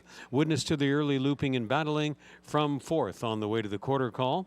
And then it's back to Bravado Sealster, Dalliator, and Toxicity. Bob McClure wanted the lead with heavy favorite Significance over at the quarter in 28-4. And it is Significance calling the shots over a Deadly Action, spinning off the turn, single file to approach the half. That's Significance. Deadly Action and Black Vinny remaining unchanged. Here's the first outside rush, and it's out of the 4-hole. And Jody Jameson elects to come first over with Miss Brandy K. Bravado Sealster second over. Dalliator a following trip exclusively. Toxicity on the outside. Significance is at the lower turn final time. Miss Brandy K is trying to come to call. Good looking hold in the pocket for Deadly Action and Doug McNair. They reach the backstretch final time. Bravado Sealster set it up second over. Black Vinny has been shuffled out and is locked down in 5th. 6th on the outside, Toxicity, and Dalliator now trails. Here comes a 3-wide brush by Bravado Sealster from second over. Still in the pocket, locked down is Deadly Action. They've chased Significance past 3/4, 129-2. And Significance and Bob McClure starts to go to work. As they turn down the stretch, Deadly Action pops out for one final chase, but it is Significance down to the finish. Deadly Action reaching up. There's the wire. Very close. Significance, Deadly Action. That was a win photo. Deadly Action surged on Significance. Close for 3rd and 4th, Black Vinny and Bravado Sealster. Photos all around. The 6th race win time, 1:58-3. Photo needed to decide the winner.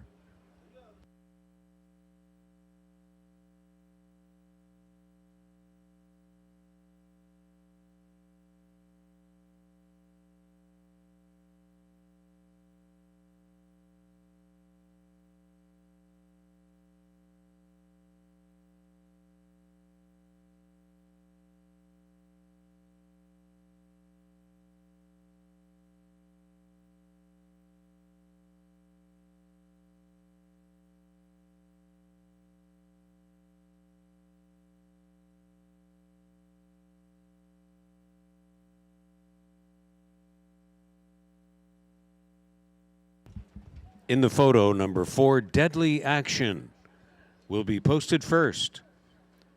1, Significance, posted second. 3, Bravado Sealster third, and 2, Black Vinny unofficially fourth. 4-1-3-2 unofficial. 4-1-3-2.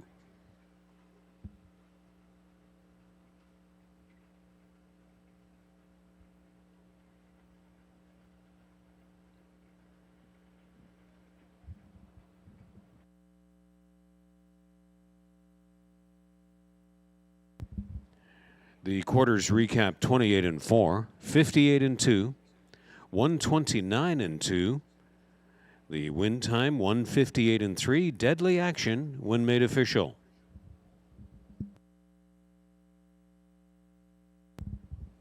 Winner's photograph for Deadly Action, 7-year-old bay gelding by Art Major from Spirit of the West by Western Hanover. Owned and trained by Jeff Graham of Glencoe, co-owned by Gordon Graham of London. And Doug McNair gets the last stride victory for Deadly Action. First in 8 starts this year. 158-3 when made official.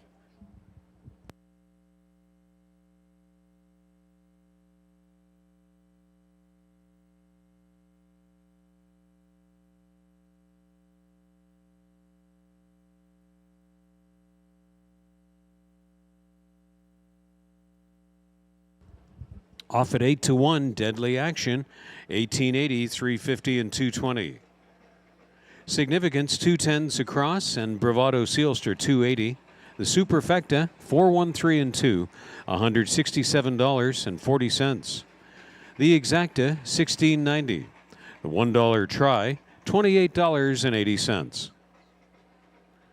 The $1 pick 3 ended on the 6th race, $105.70. That's the dollar pick 3, $105.70, the return. The complete finish order: Significance second, Black Vinny fourth, Bravado Sealster wins. Make It Bravado Sealster third, and Deadly Action to win. Miss Brandy K was fifth. Dalliator 6, Toxicity was fifth.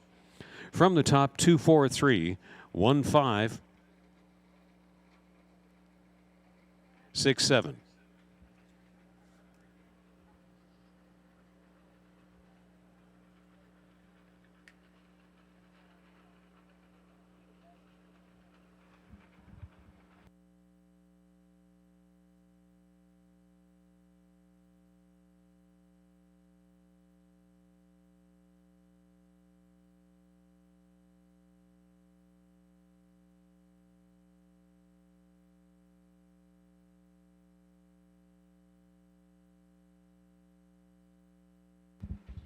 Here are the 7th race changes. 5 Follow the Dream. There is a driver change to Ryan Dadosh. Ryan Dadosh will drive 5 Follow the Dream. Number 7 Sports Icon Judges Scratch. The also eligible will move in and with a driver change. Moramapo sells as ticket 9, starts post 7, and Travis Henry will drive. Travis Henry drives 9 Morapapo, selling his ticket 9, starting post 7 in the 7th race.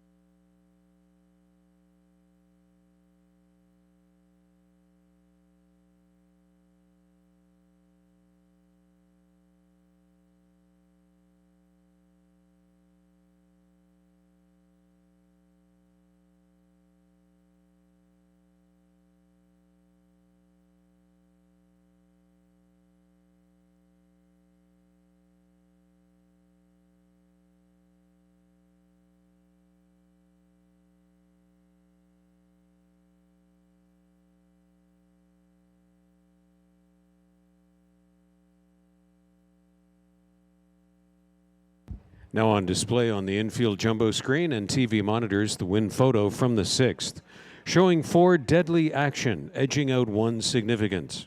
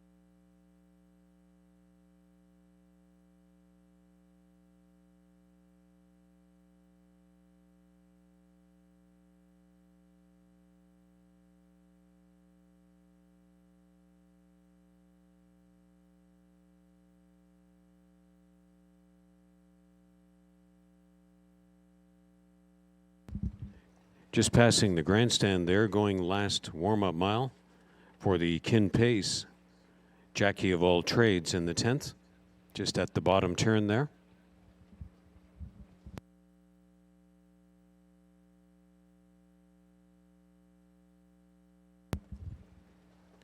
And there's a professional catch driver, Mike Saftik, going his last warm-up mile for the 9th race with 3 Charmbo Princess.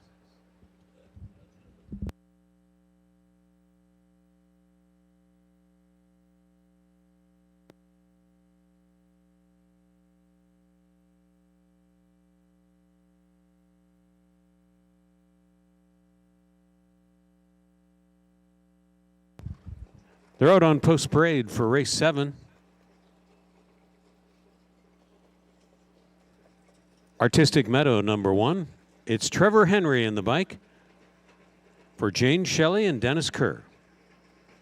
Jody Jameson, driving partner of 2 Queen of Hearts for Patrick Bissett. 3 is Watt Mox Me Win with Bruce Richardson aboard for Jim Watt and Bud Sinclair. Gary McDonald conditions for Wayne Bradley and Dave Hepburn. Tyler Moore is in the sulky of She's Magic 4. Ryan Dedosh, driver change on 5, Followed the Dream for Dan Gassian. Rob Reed trains for Michael Ellis. Brad McDonald is hired to drive 6, River Rising.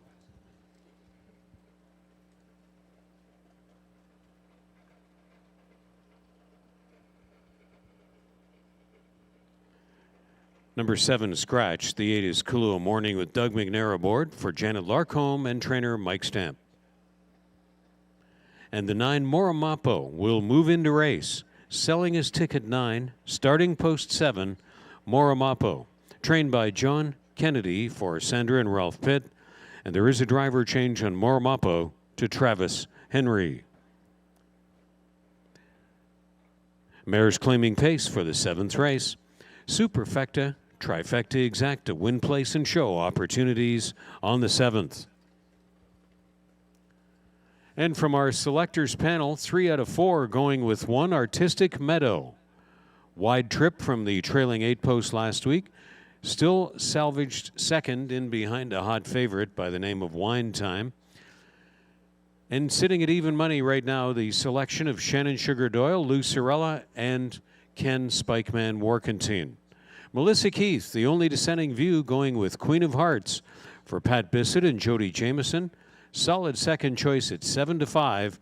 Last start winner last week here at Clinton, and draws inside for this tilt. Good luck with your selections on the 7th race. Lots of Ontario Sire Stakes action and the Kin Pace still to go on a wonderful Sunday as we welcome back the fans to Clinton Raceway.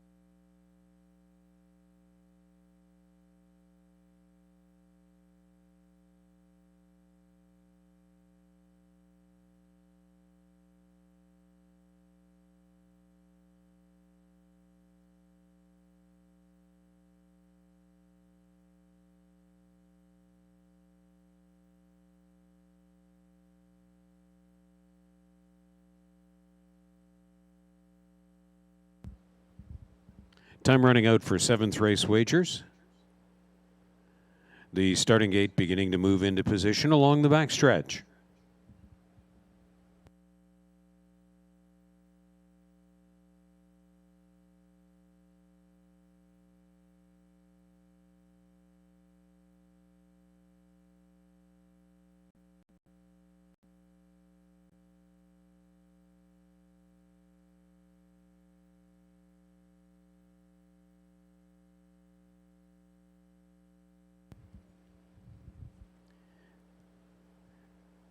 As they put their noses on the gate, the inside two getting the most parimutuel action, Artistic Meadow and Queen of Hearts.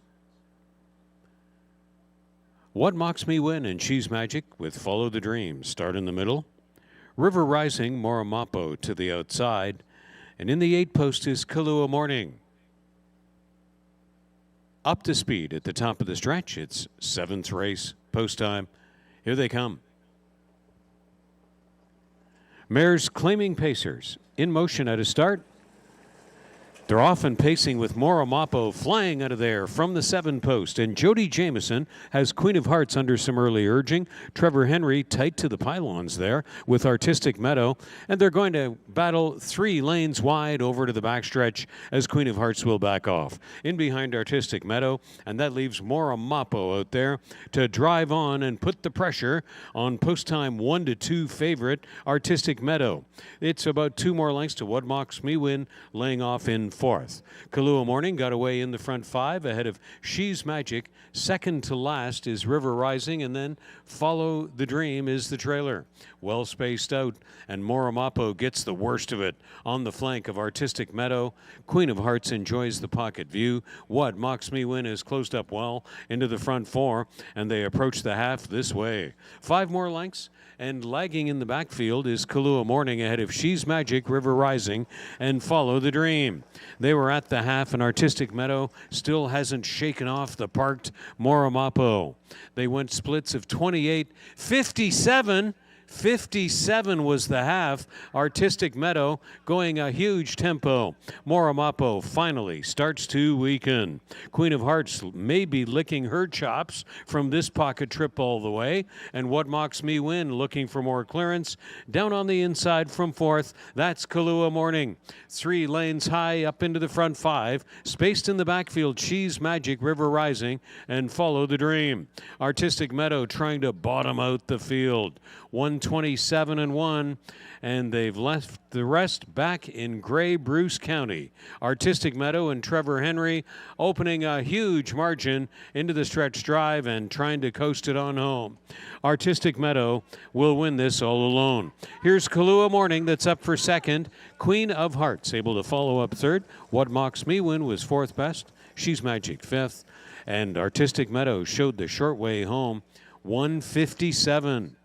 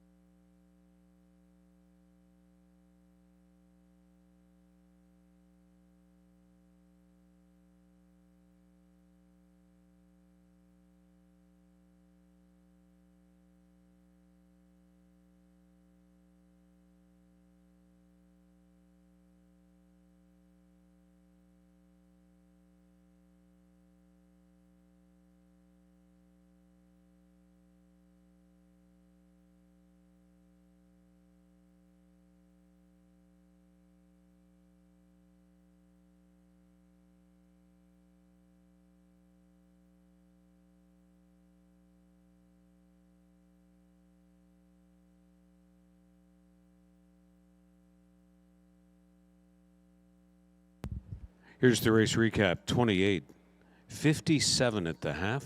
3/4, 127-1. Artistic Meadow, what will go down as a life's mark, 157 when made official. 1823, the top 4, unofficial.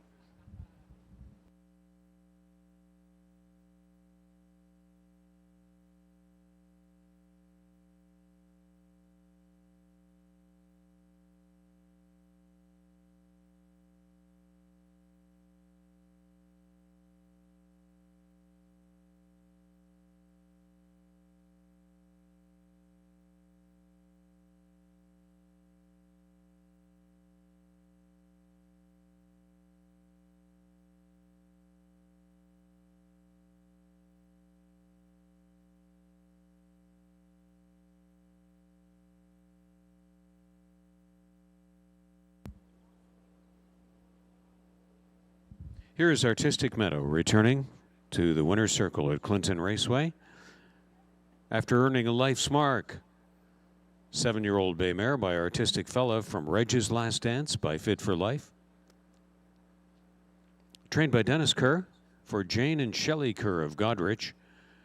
Reigned to that life's mark win by one of the winningest driver of the history of Clinton Raceway. That's Trevor Henry. And that's her second win in 3 starts this year and a life's best, 157. $3, 270, 210 by Artistic Meadow. Kahlua Morning, 660 and 370. Queen of Hearts, 210. The exact 24.20. The trifecta for $1, $28.35.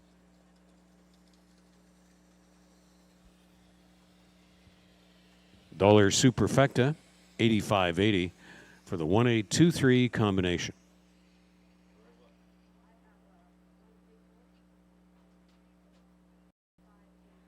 Here's the top-down finish order. Artistic Meadow wins. Queen of Hearts 3rd. What Mocks Me win 4th. She's Magic 5th.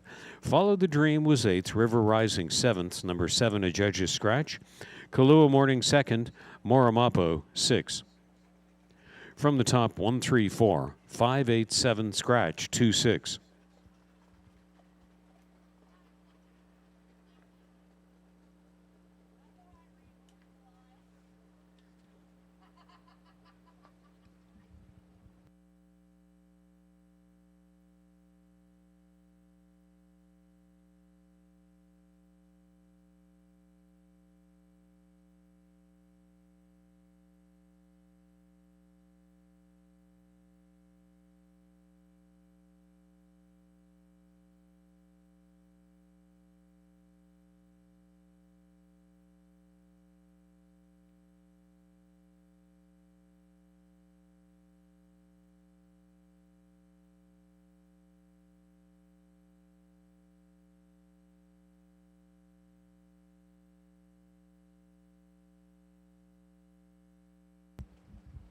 The 8th race brings us to the start of the late pick 4 with a guaranteed $2,000 pool and low 15% takeout. Start of the late pick 4 here on the 8th. There are also Superfecta, Trifecta Exacta, Win Place and Show chances on the 8th. It'll go as programmed, no changes.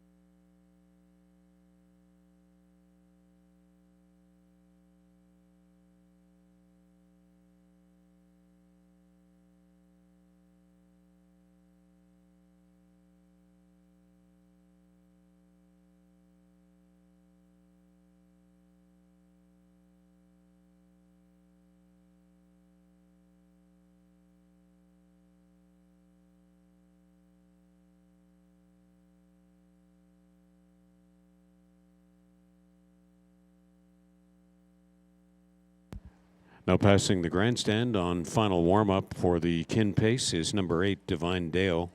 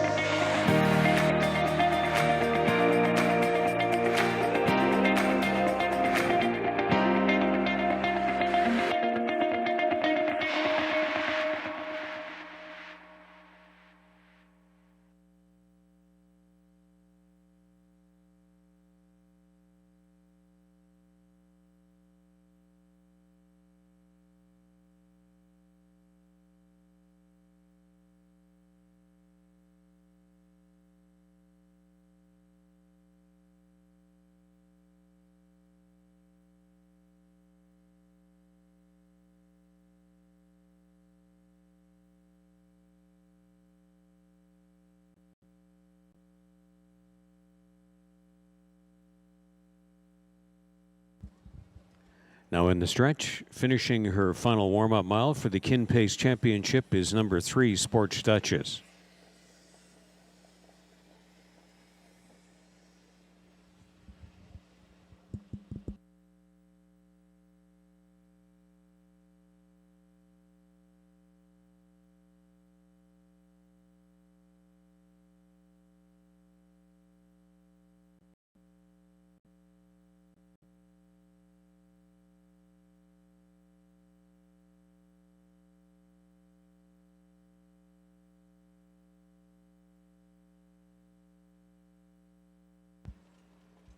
Kin Pace warm-up filly passing the grandstand 7, Sweet Pink.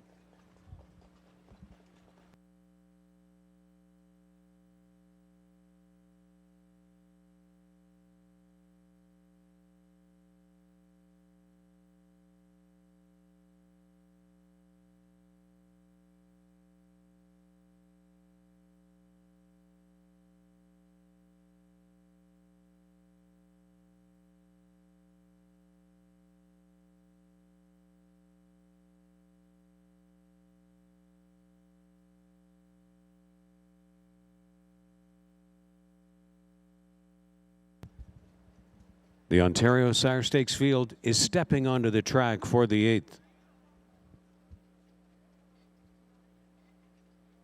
Can You Swing It? Number 1 has Tyler Jones up to drive for Dustin Jones Stables. Terry Gallant trains for Triple S Equine. Robert Shepard is in the driver's seat of 2, Iona Dream. Fuzzy Angel, number 3, has the services of Jody Jameson for trainer Blake McIntosh, Hut Stable, and Blake Coons. Shane Arsenault, the trainer, campaigns Had I Known Better, number 4, sharing ownership with Greg Wild and Ron Stelzel, James McDonald in the bike. Sylvain Filion, driver of 5 The Last Dance for Keith Jones and David King.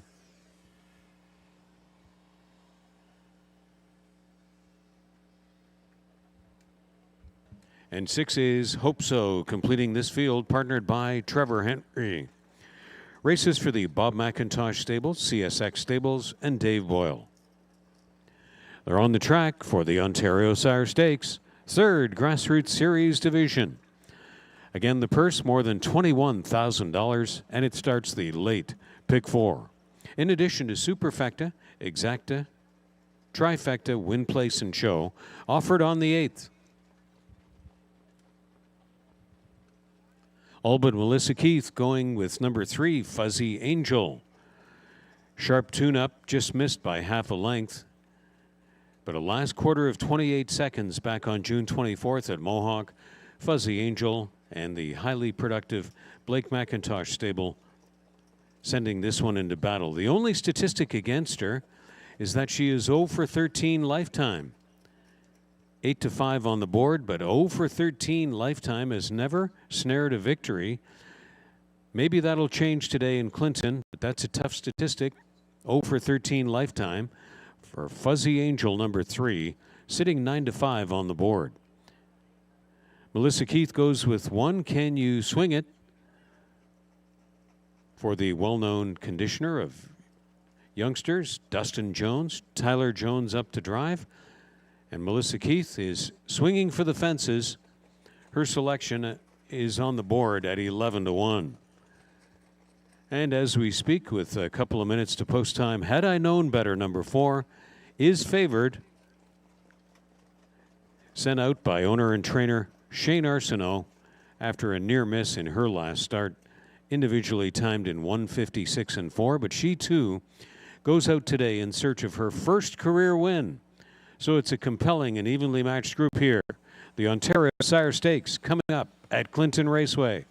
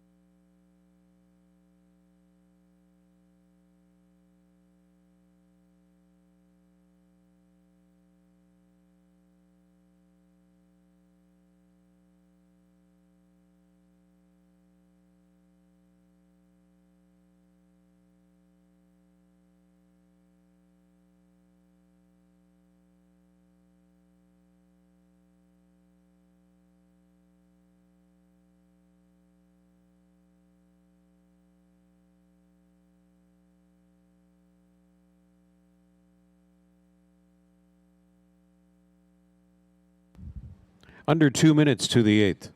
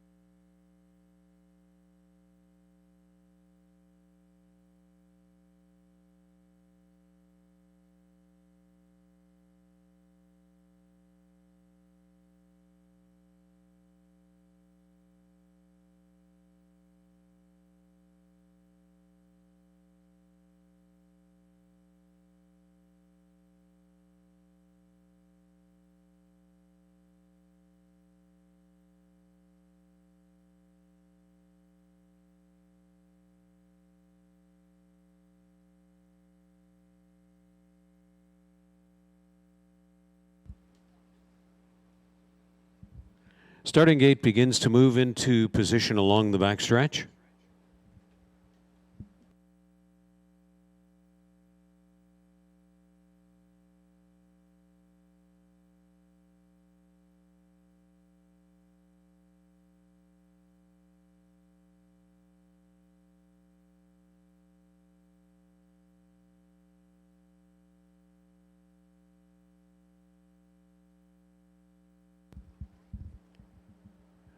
Fillies are lining up. For this Ontario Sire Stakes event, it's Can You Swing It? And I Own a Dream with Fuzzy Angel starting at the inside. Had I Known Better, The Last Dance, and Hope So from the outside.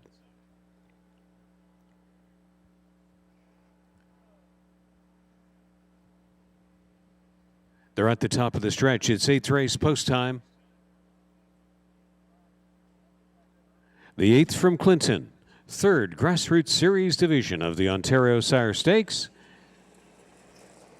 And they're off and trotting. Hope So was on a break as the gate got away. Fuzzy Angel and Had I Known Better are the first two away. Had I Known Better on the outside. Looks at a big 2-hole there. And going on with the lead is Fuzzy Angel for Jody Jameson. And they're into the backstretch towards the quarter with I Own a Dream. Coming off the wings in there from 3rd. Can You Swing It? Was 4th best away. Then The Last Dance is gapped off by another pair. And after the early miscue, Hope So is trying her best to catch the field. There was Fuzzy Angel to pass the quarter, 29-2. Right on her back is Had I Known Better. Fuzzy Angel and Had I Known Better, it's about 4 more lengths to I Own a Dream, back there in 3rd. Another length and a half to Can You Swing It? Another 2 or 3 to The Last Dance from 5th. And Hope So is again off stride and back of the group again going on breaks. Here is the half call completion. Fuzzy Angel is out front. It's Fuzzy Angel and Had I Known Better. James McDonald sitting with what appears to be a big handful in the 2-hole there. And they pass the half in an honest 59-3, going 29-4. Make it 31/5 in the second quarter. Down the backstretch final time. Fuzzy Angel, Had I Known Better, has been taking a sweet drafting trip, ranging up on the outside. Can You Swing It? And Tyler Jones are on the move and into the front trio. I Own a Dream flattened out back in 4th. No more to offer from The Last Dance 5th. And Hope So is out of it after repeated breaks. So it's Had I Known Better, tightening right up onto the back of Fuzzy Angel, closing in from 3rd. Can You Swing It? 130-1, 30-3 in the 3rd. Jody Jameson shakes the lines. Fuzzy Angel responding in a big way and trotting away to win the 3rd division of the Grassroots Series. Fuzzy Angel was flawless in victory. Had I Known Better followed up 2nd. Can You Swing It? 3rd. I Own a Dream was 4th. 158-4, Fuzzy Angel.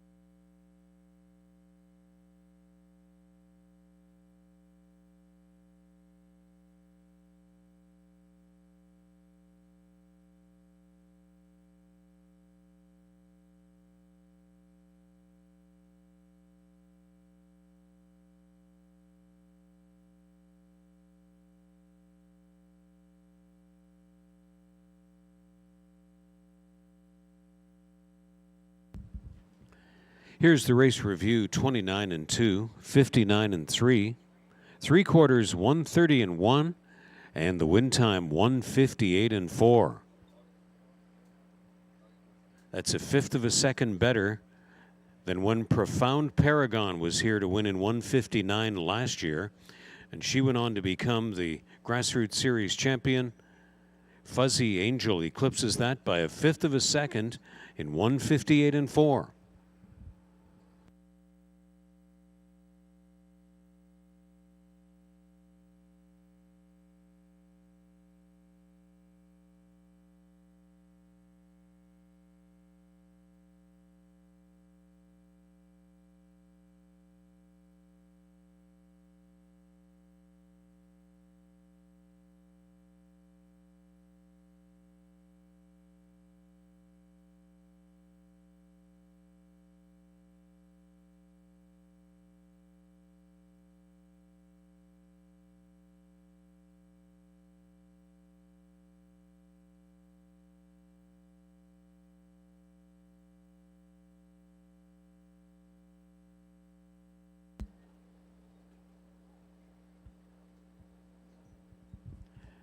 Back with a very stylish win in 158 and 4 is Fuzzy Angel.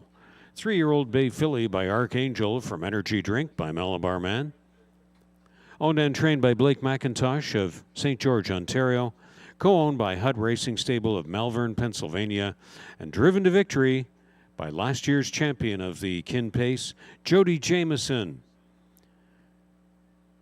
For perspective, 158 and 4, a tick better than Profound Paragon when she started the Grassroots Series Trail here last year.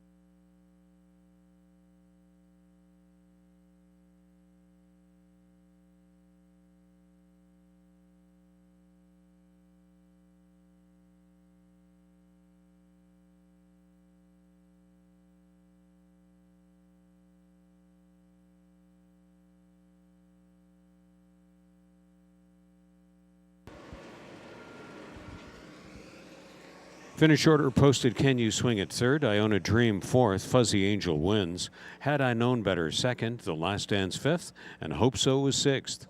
From the top, 3, 4, 1, 2, 5, 6, Fuzzy Angel. Clinton Raceway track record 3-year-old filly trot, 158 and 4.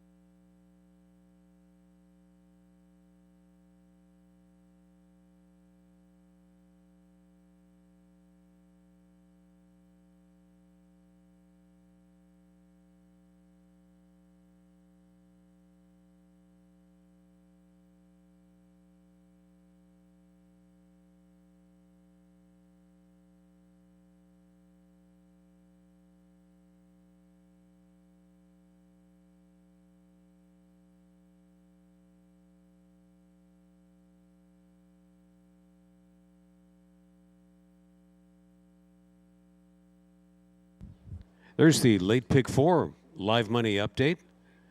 From a total pool of just under $2,800, 1,062 remaining in the late pick 4.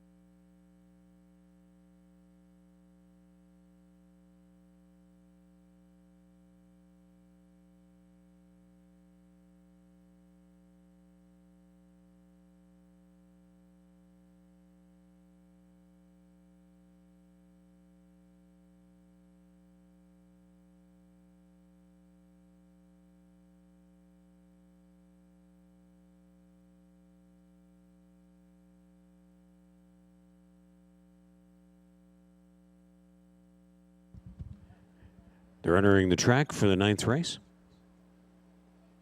Post parade led out by 1 Luna Sealster. Greg Dustin trains and drives for Sean O'Brien of Lucan.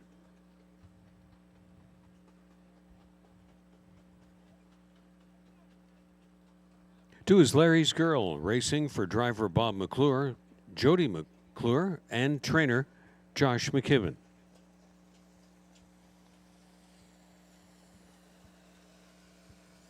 Charmbo Princess number 3 races for trainer John Ryer, sharing ownership with Randy Ryer. In the bike, Mike Saftig.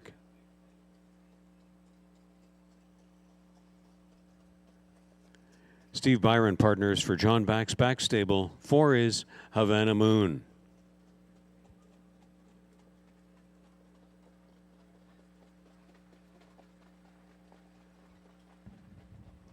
Fortune Tellers K is number 5. Owned, trained, and driven by Donnie Rankin Jr., co-owned by Ralph McKinley and Mike Leeming. Rob Fellows conditions for Emma and Blair Corbeil. Doug McNair hired to drive 6, Rubies Are Nice. And Denis Gurel trains and drives 7, Elegance du Hara, for the ownership of Hara de l'Estrie. 4th division of the Ontario Sire Stakes, 3-year-old trotting fillies, grassroots series. Again, the purse north of $21,000. Event, Superfecta, Trifecta, Exacta, Win, Place, and Show. And the public selectors are in unison here. On 6, Rubies Are Nice. Last start winner in a snappy 156-4 back on June 24th at Mohawk.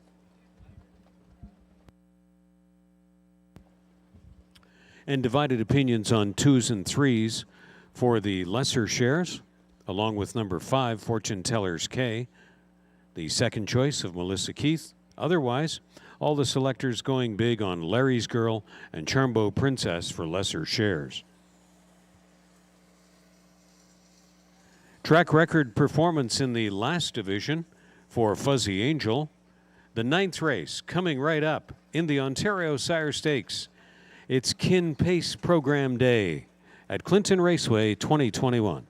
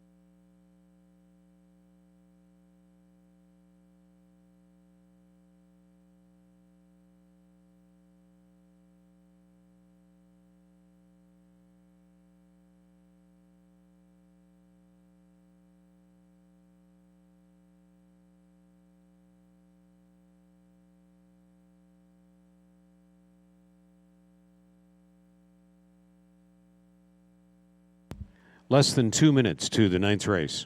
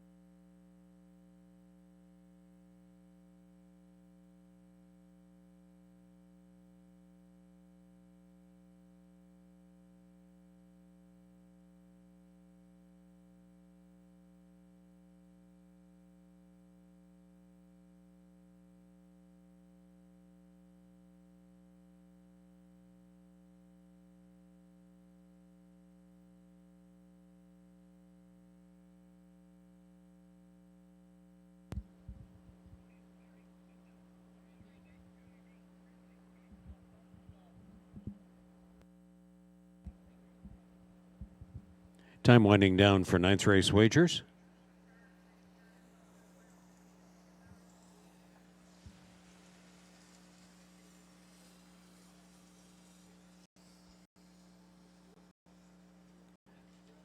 Gate is moving along the backstretch.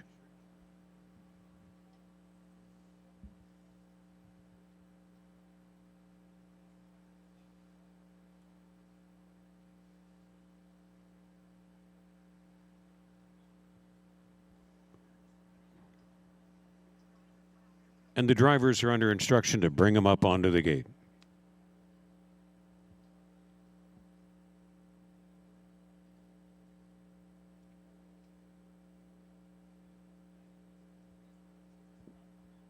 As the gate begins to move, 1 to 9 favoritism on post 6. Rubies are nice. Luna Sealster with Larry's Girl and Charmbo Princess to start at the inside.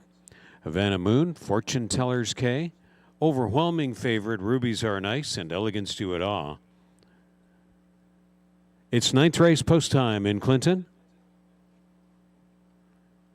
4th division of the Grassroots Series, 3-year-old filly trotters in motion, approaching a start.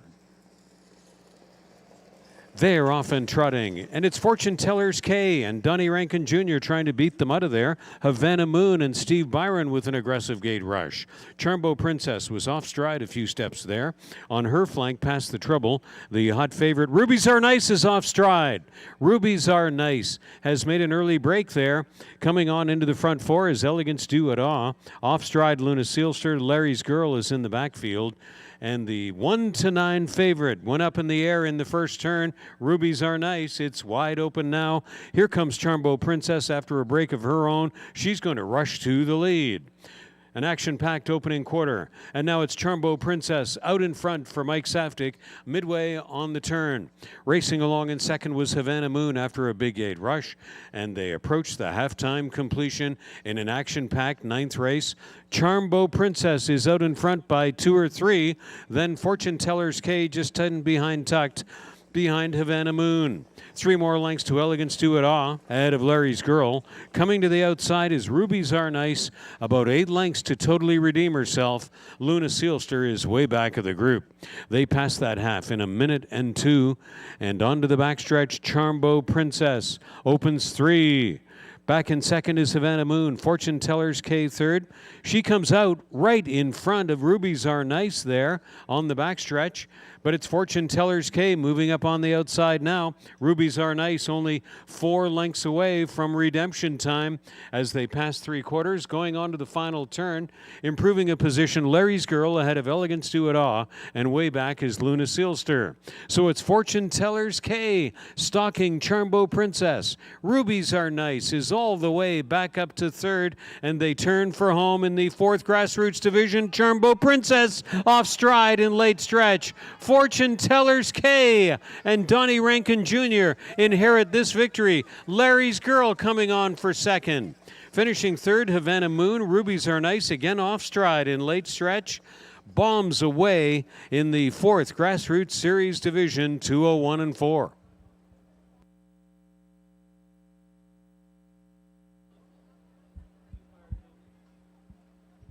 Judges' inquiry called into the stretch drive of the 9th race. Please hold all tickets.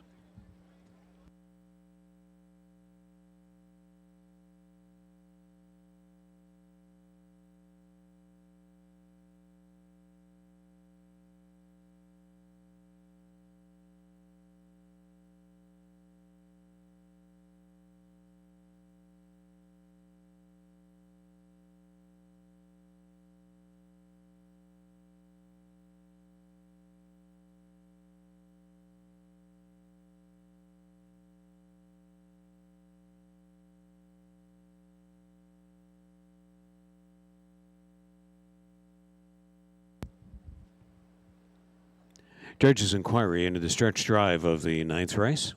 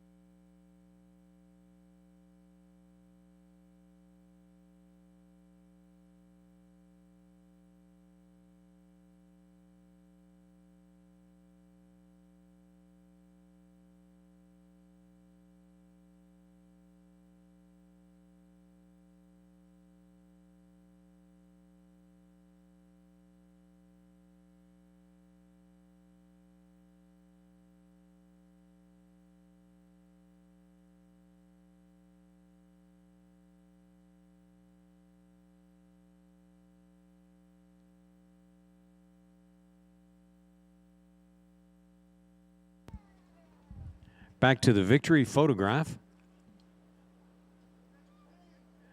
Fortune Tellers K, number 5. She's an Angus Hall 3-year-old bay filly from Princess Fortune by Max Crown K. Owned, trained, and driven to victory by Donnie Rankin Jr. of Amherstburg. Co-owned by Ralph McKinley and Mike Leeming of London. Receiving the Ontario Sire Stakes and Ontario Racing Blanket, the connections of Fortune Tellers K. Still a judge's inquiry pending from the 9th race.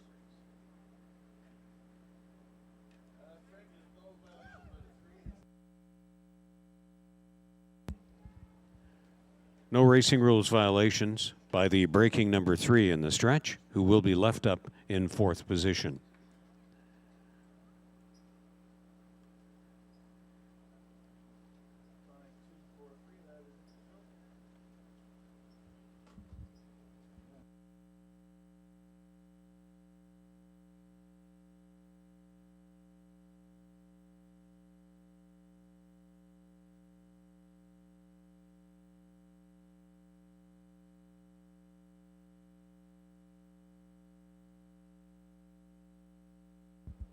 Five, 2, 3 will be official.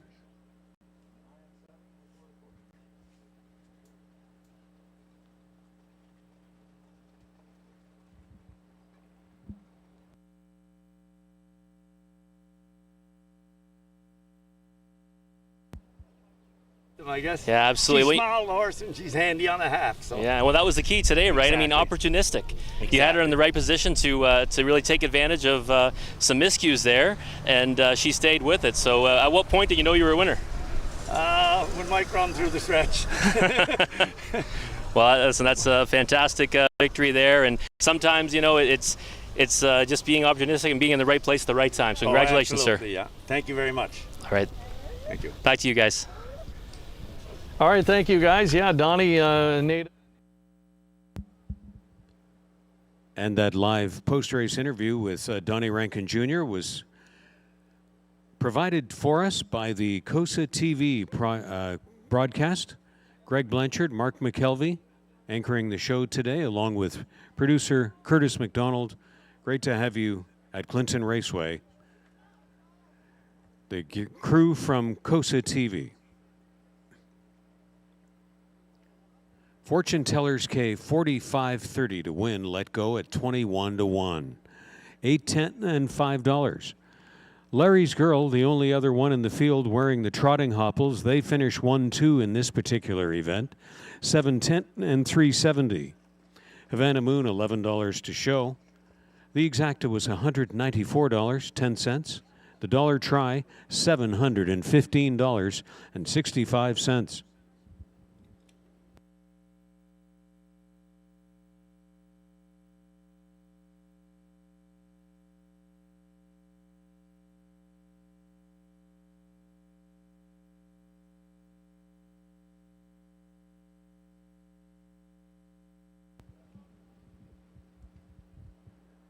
Superfecta, $524.14.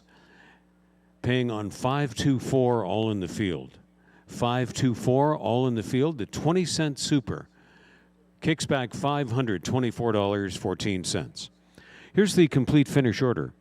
Luna Sealster finished 7th, was placed 6th. Larry's Girl 2nd, Charmbo Princess 4th, Havana Moon 3rd, Fortune Tellers K, the race winner. Rubies Are Nice finished 6th, was placed 7th for braking and racing rules violation in the stretch. And Elegance Do It All was 5th.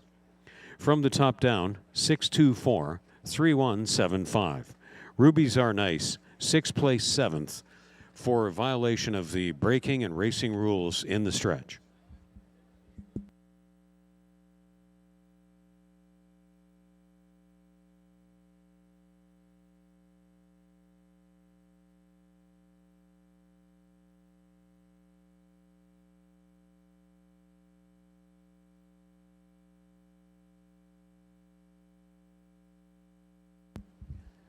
Thirteenth renewal of the Kin Pace, celebrating more than 4 decades of the Kinsmen and Kinettes Club of Clinton. Sponsorship and involvement of Clinton Raceway, over 4 decades of community success. The 2021 Kin Pace Final, the 13th renewal of this great event. There is a driver change on 6 of RT1, make it Bob McClure. Bob McClure will drive 6 of RT1 in the 10th race. Kicks off a late daily double. And there is Superfecta, Trifecta, Exacta win place and show available on the 10th.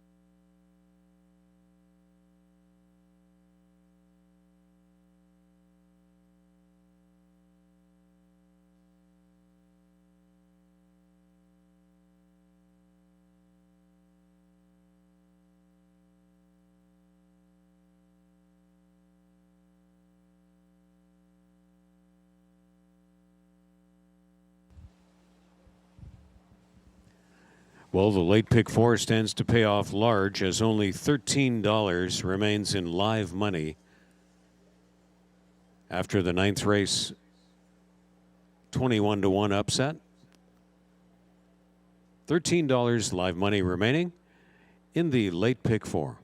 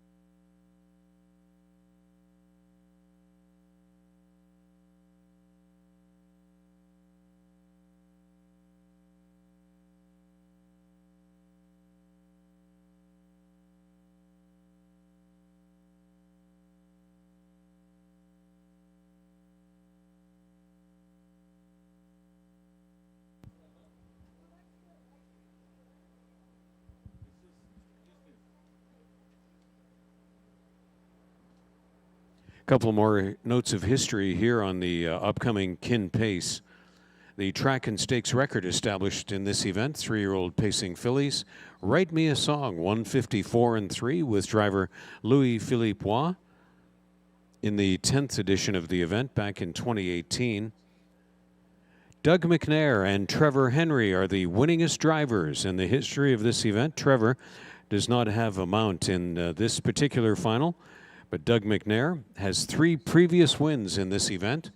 In 2017 with the Joy Luck Club, in 2016 with Cracklin' Rosie, and 2 years ago in 2019 with Significance. So Doug McNair will try to become the first 4-time winning driver of the Kin Pace. Jody Jamieson pulled off a major upset here last year in the Kin Pace final with Watch My Speed, 156-2, overlooked at 13-1 last year. So those are just some of the historic notes and possibilities as we continue the tradition at Clinton Raceway of honoring the great community relationship of the racetrack and the Kinsmen and Kinettes Club.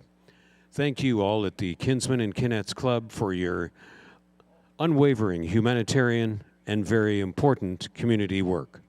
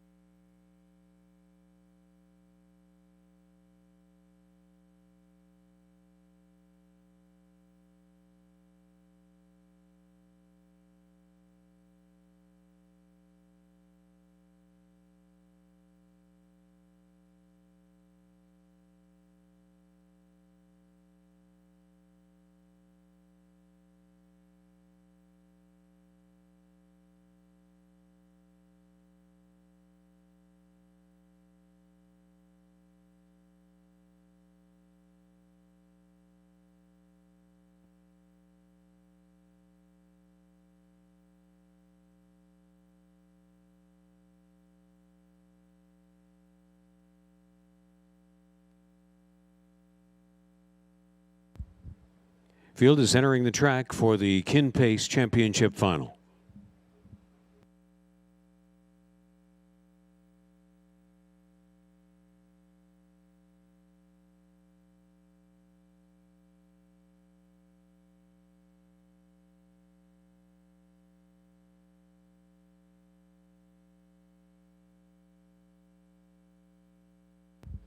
Jackie of all trades, an elimination winner last week. First to enter the track, Robert Shepard driving for trainer Anthony Beaton and co-owners David Mercer and David Lumsden. 157-1 in her elimination, Robert Shepard. Team's Jackie of all trades. James McDonald already having a big day here in Clinton following a big night at Mohawk last night. Carmen Osiello trains for Dave Jarvis and Aaron Waxman. Third in her elimination last week was Bed Light. Sports Duchess, a runner-up to Jackie of all trades last week. Blake McIntosh already coming back a winner this day in Clinton. Sports Duchess, owned by Leanne Murphy and Stuart McIntosh. Jody Jameson, last year's winner of the Kin Pace in the Bike of 3 Sports Duchess. Elimination winner, Salzbrook Olympia. Trained by Brian Lee for Salzbrook Stables. Brett McDonald is in the bike, 157-1 in her elimination, all the way on the front end last week, Salzbrook Olympia.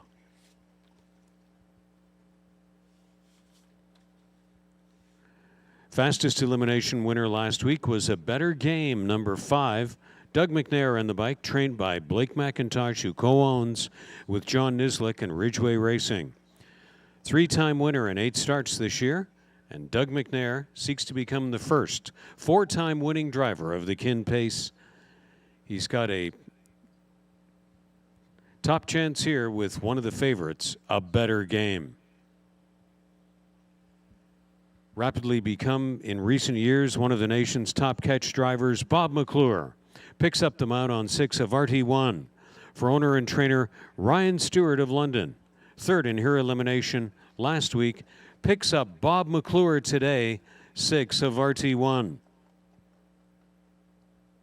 Sweet Pink just caught at the end last week in a sharp effort against a Better Game in the fastest elimination. Trained by Nick Gallucci for Millar Farms.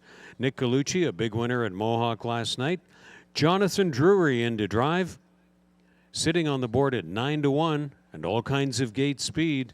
Going to make it interesting will be Sweet Pink. And one of the nation's top annual catch drivers, Sylvain Filion, is in Clinton to partner Divine Deo from Post 8.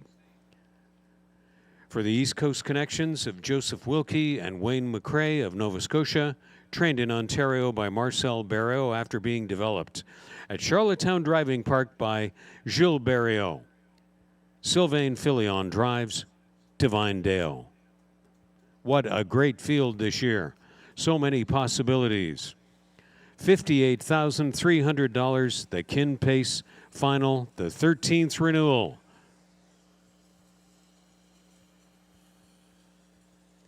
Ken Workington, the voice of the Meadowlands, along with the voice of Western Fair, Sugar Doyle, going with the inside speed chance.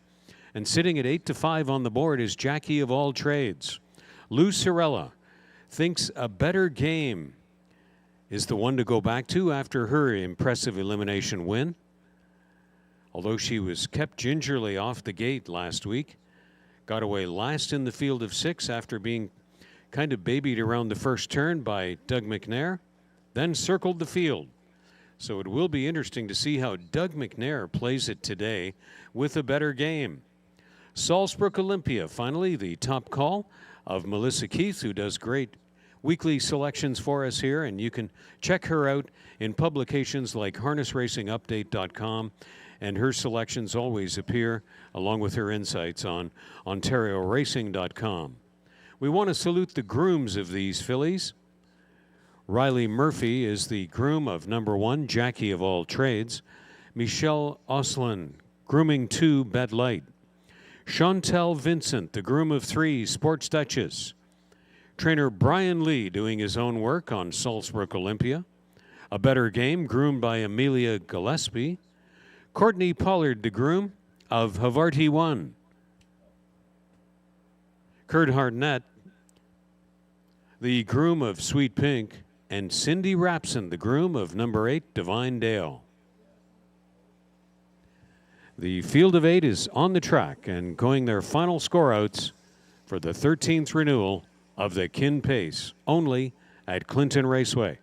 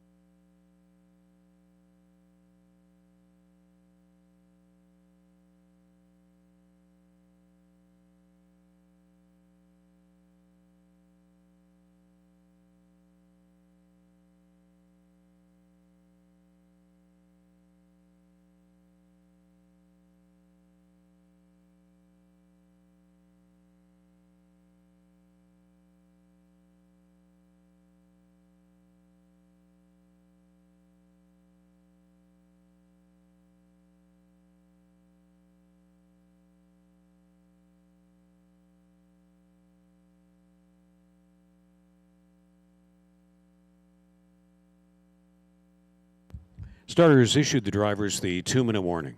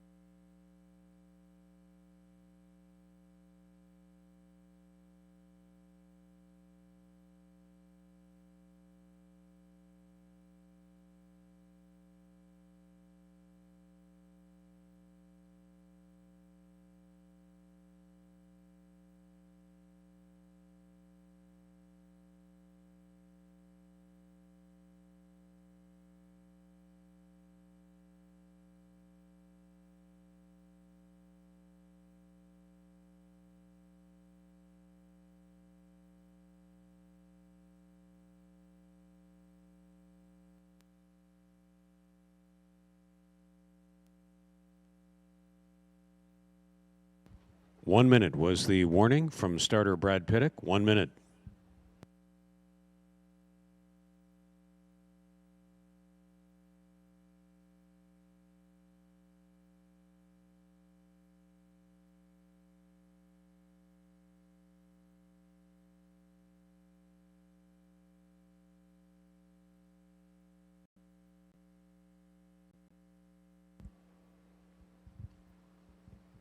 The gate is moving along the backstretch.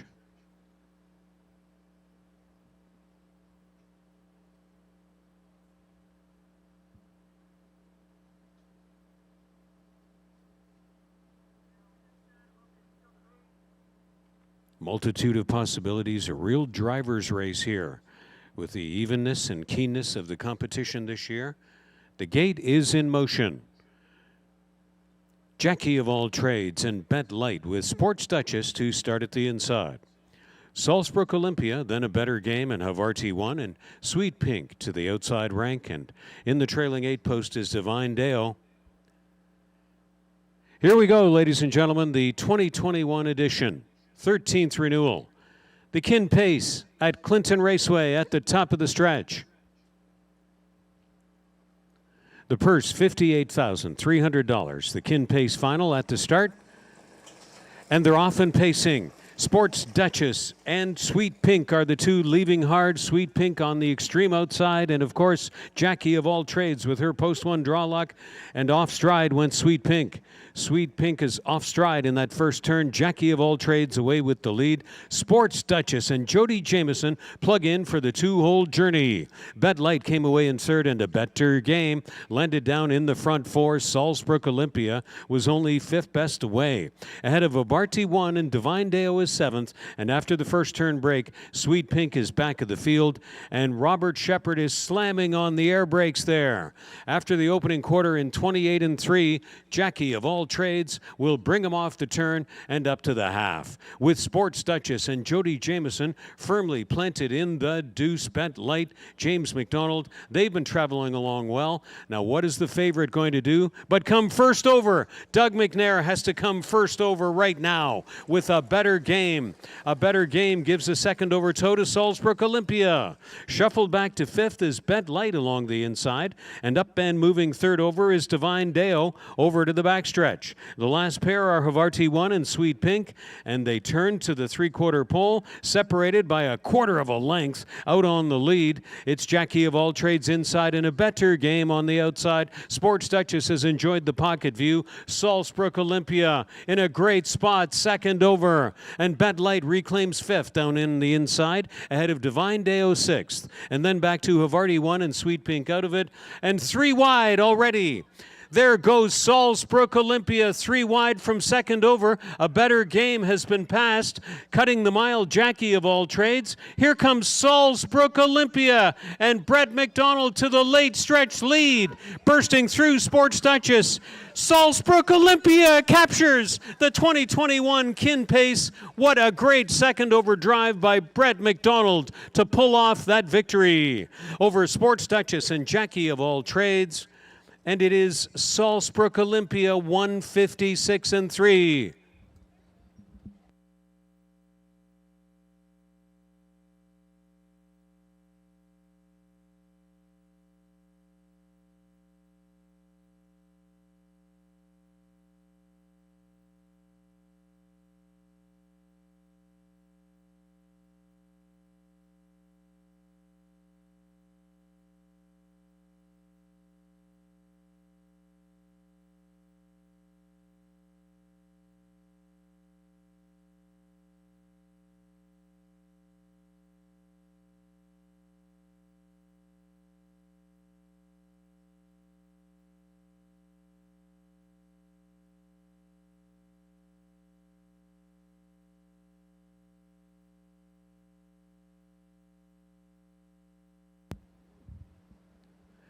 $4-3-1-5 is unofficial.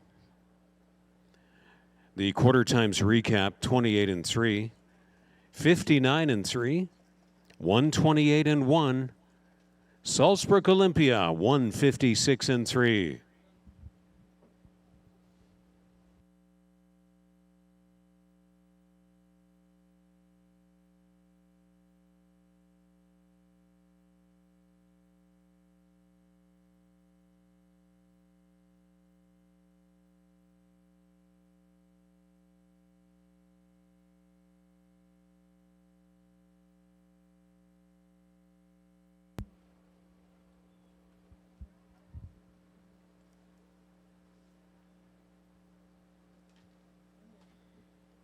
Well, when he first started on the East Coast and later at Rideau Carleton Raceway, they called him the Kid.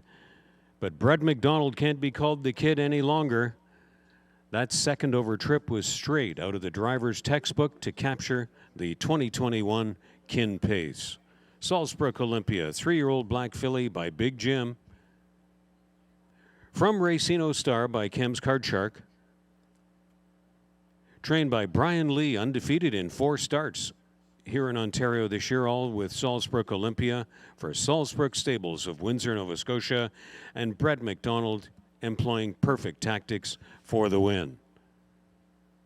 Receiving the beautiful blanket presentation in the winner's circle, 660, 480, and 430 across Salzburg Olympia. Sports Duchess, 790 and 740.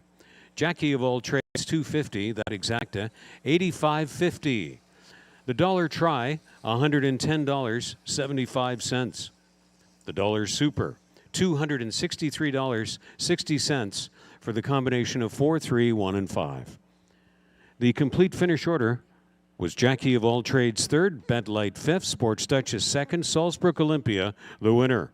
A better game 4th, Havarti 1 7th, Sweet Pink was 8th, and Divine Deo 6th. From the top, 3, 5, 2, 1, 4, 7, 8, 6. We'll be joining live coverage from COSA TV in just moments. Stand by.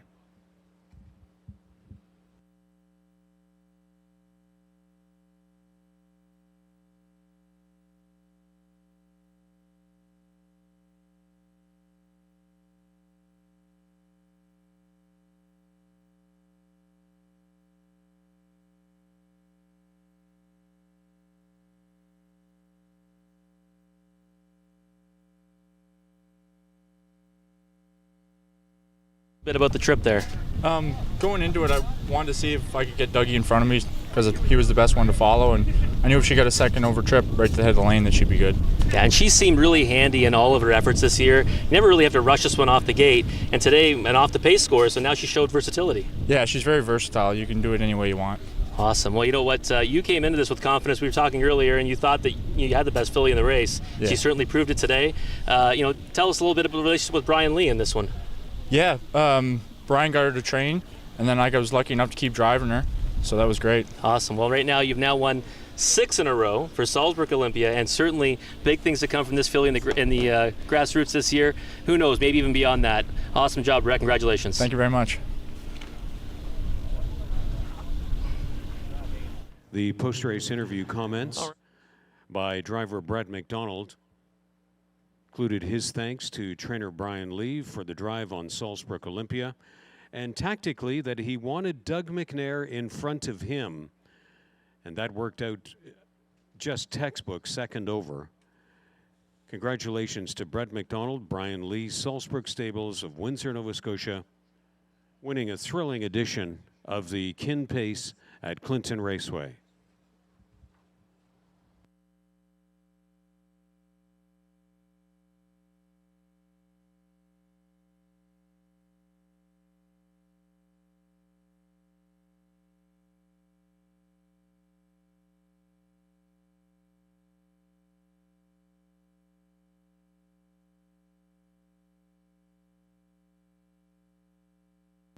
We still have the 11th race to go. There are no changes.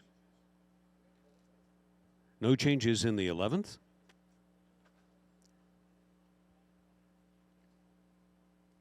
After the 11th race, you may want to stay with us or keep watching online because we will have a single qualifying race today, and we're going to stay on the air for that, as always, from Sunday afternoon action at Clinton Raceway.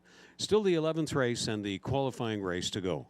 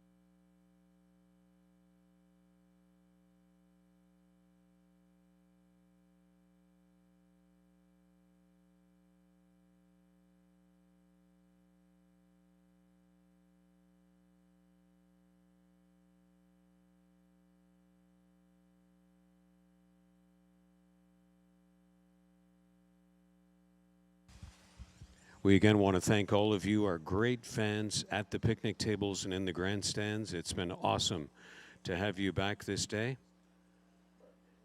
And we invite you to be with us every Sunday through September 5th here at Clinton Raceway.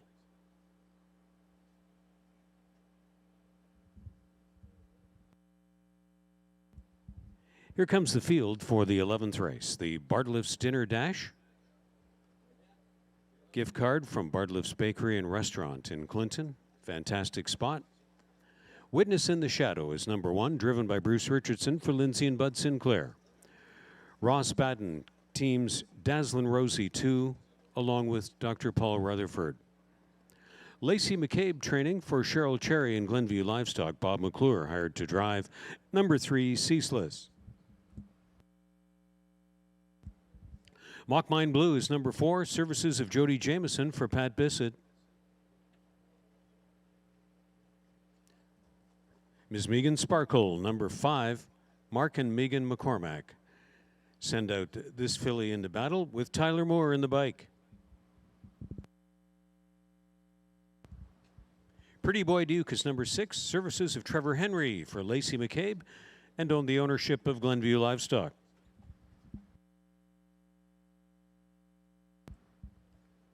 Catherine and Darcy McClure sending out Wine Time 7, co-owned by Ruth Hasty, in the bike Doug McNair. Mike Horner trains and drives the 8 Fiscal Policy for Parkinson Farms.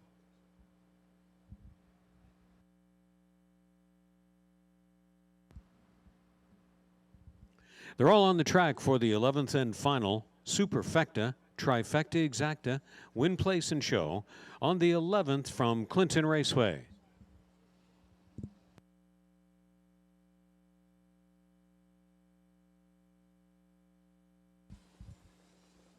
Final dash of the day, and 4 separate opinions on top by our panel. Ken Workington going to photo finish second last time, Witness in the Shadow, for a very good reason. Post 1 and one of Ontario's premier half-mile track drivers, Bruce Richardson. Melissa Keith, Ceaseless, very logical after a winning effort here in Clinton last week and back in mostly the same class. Shannon Sugar Doyle goes with Miss Megan Sparkle, who you may have seen was the also eligible in the just completed Kin Pace. And Lou Sorella going out to post 7 with last start winner Wine Time, moving up a class today, but getting Doug McNair in the bike. Thanks again to our selectors. It really adds a lot of interest and information to the day and insight. Thanks again to Shannon Sugar Doyle, Melissa Keith, Lou Sorella, and Ken the Spike Man Workington from the Meadowlands for the donation of your time and opinions to this Clinton program.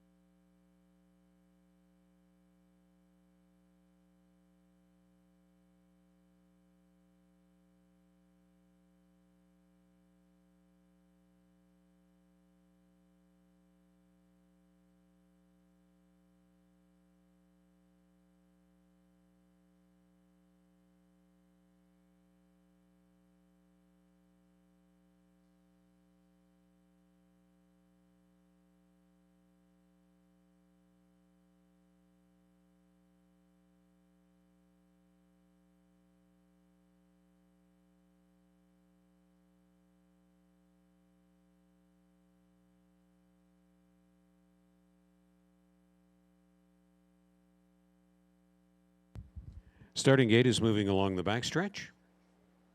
Time running out for the Superfecta and all 11th race wagers.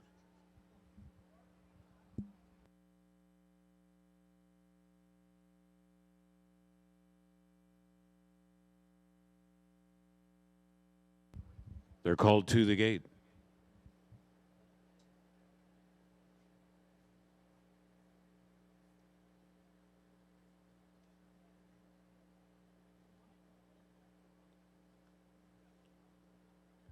Witness in the Shadow, Dazzlin' Rosie, and Ceaseless starting at the inside. Then Mock Mine Blue, 9-5 slight favorite Ms. Megan Sparkle, Pretty Boy Duke, and Wine Time from the outside. And in the 8 post, Fiscal Policy.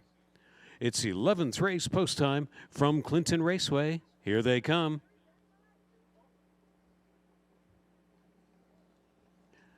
The 11th race in motion at a start. And they're off and pacing. Moving out first is Wine Time, trying to get over from the extreme outside, but Bob McClure takes Ceaseless first down to the pylons. Wine Time is being needed to be grabbed up there after going rough. And we do have a breaker in that first turn in Witness in the Shadow, taken to the inside safety lane. So down the backstretch, it's Ceaseless coming away with the lead. Pretty Boy Duke landed out in second, and Ms. Megan Sparkle is already up on the attack as post-time favorite.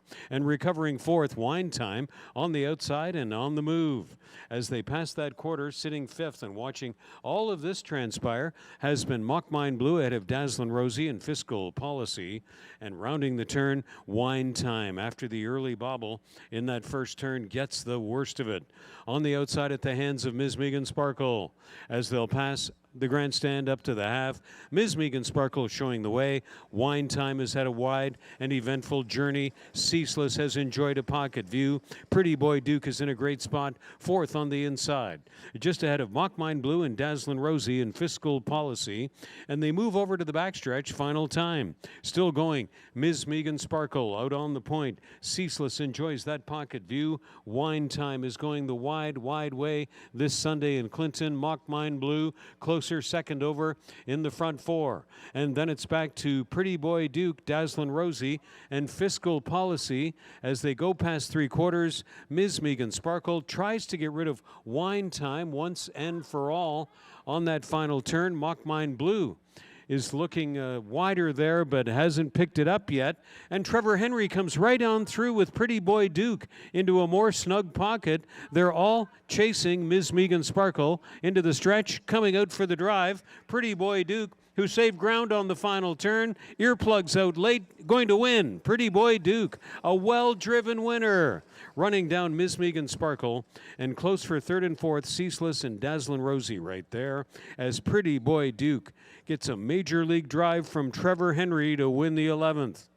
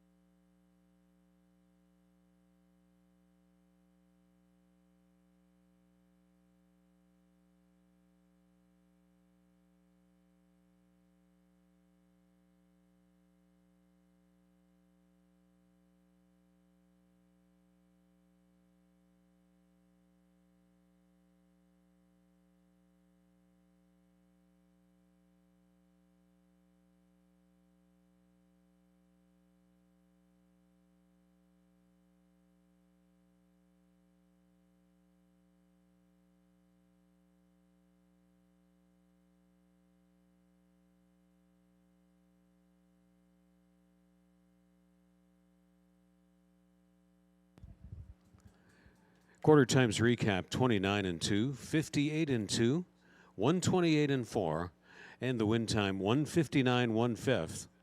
Pretty Boy Duke when posted official.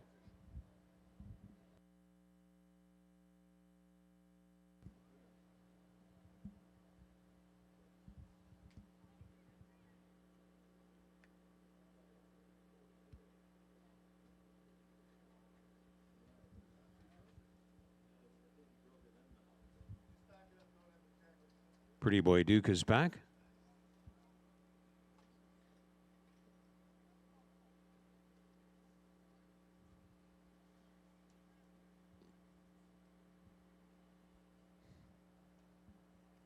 The 3-year-old bay colt by Sunshine Beach from Pretty Thing by Astreos. Homebred of Glenview Livestock of Wallenstein, trained by Lacey McCabe, driven to victory by Trevor Henry. Second win in 4 starts this year. 159-1 when made official. Pretty Boy Duke.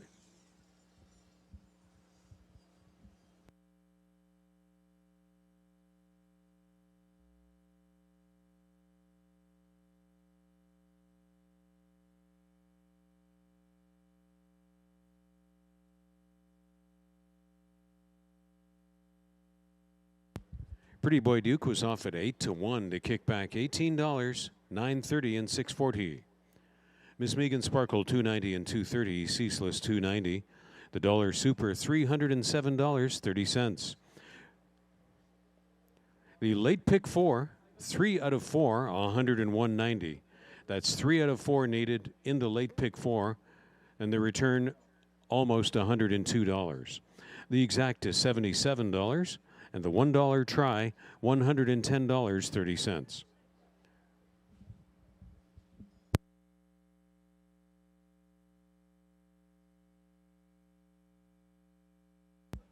Finish order of the 11th. Number 1 did not finish. Dazzlin' Rosie 4th, Ceaseless 3rd.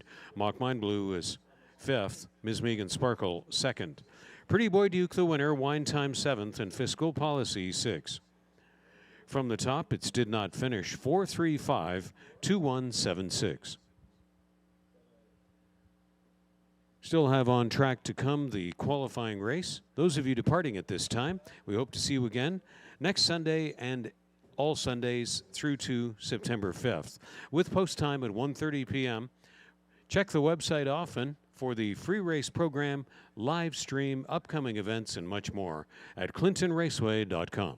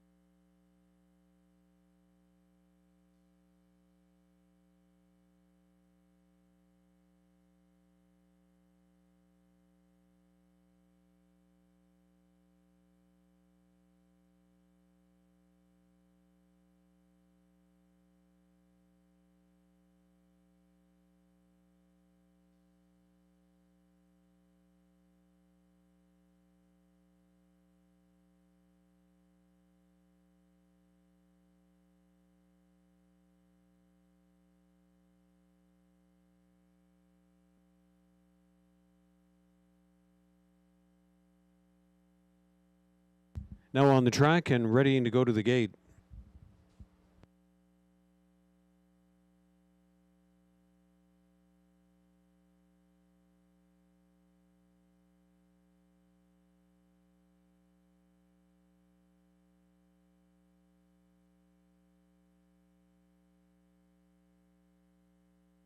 Field of the non-wagering qualifier. 4 horses to the gate. And they're off in the non-wagering qualifier with 3 trotters and a pacer. The Reins of Titan trots out with Tyler Moore for the early lead. ALM and Pam Forgy looks to get away second. Devoted Chip and Bruce Richardson over into line from third. And Cooler Than Colby with Mike Horner driving, that is sitting fourth on the backstretch. Over at the quarter in the non-wagering qualifier, the Reins of Titan was first over there. And the opening quarter was 32 1/5.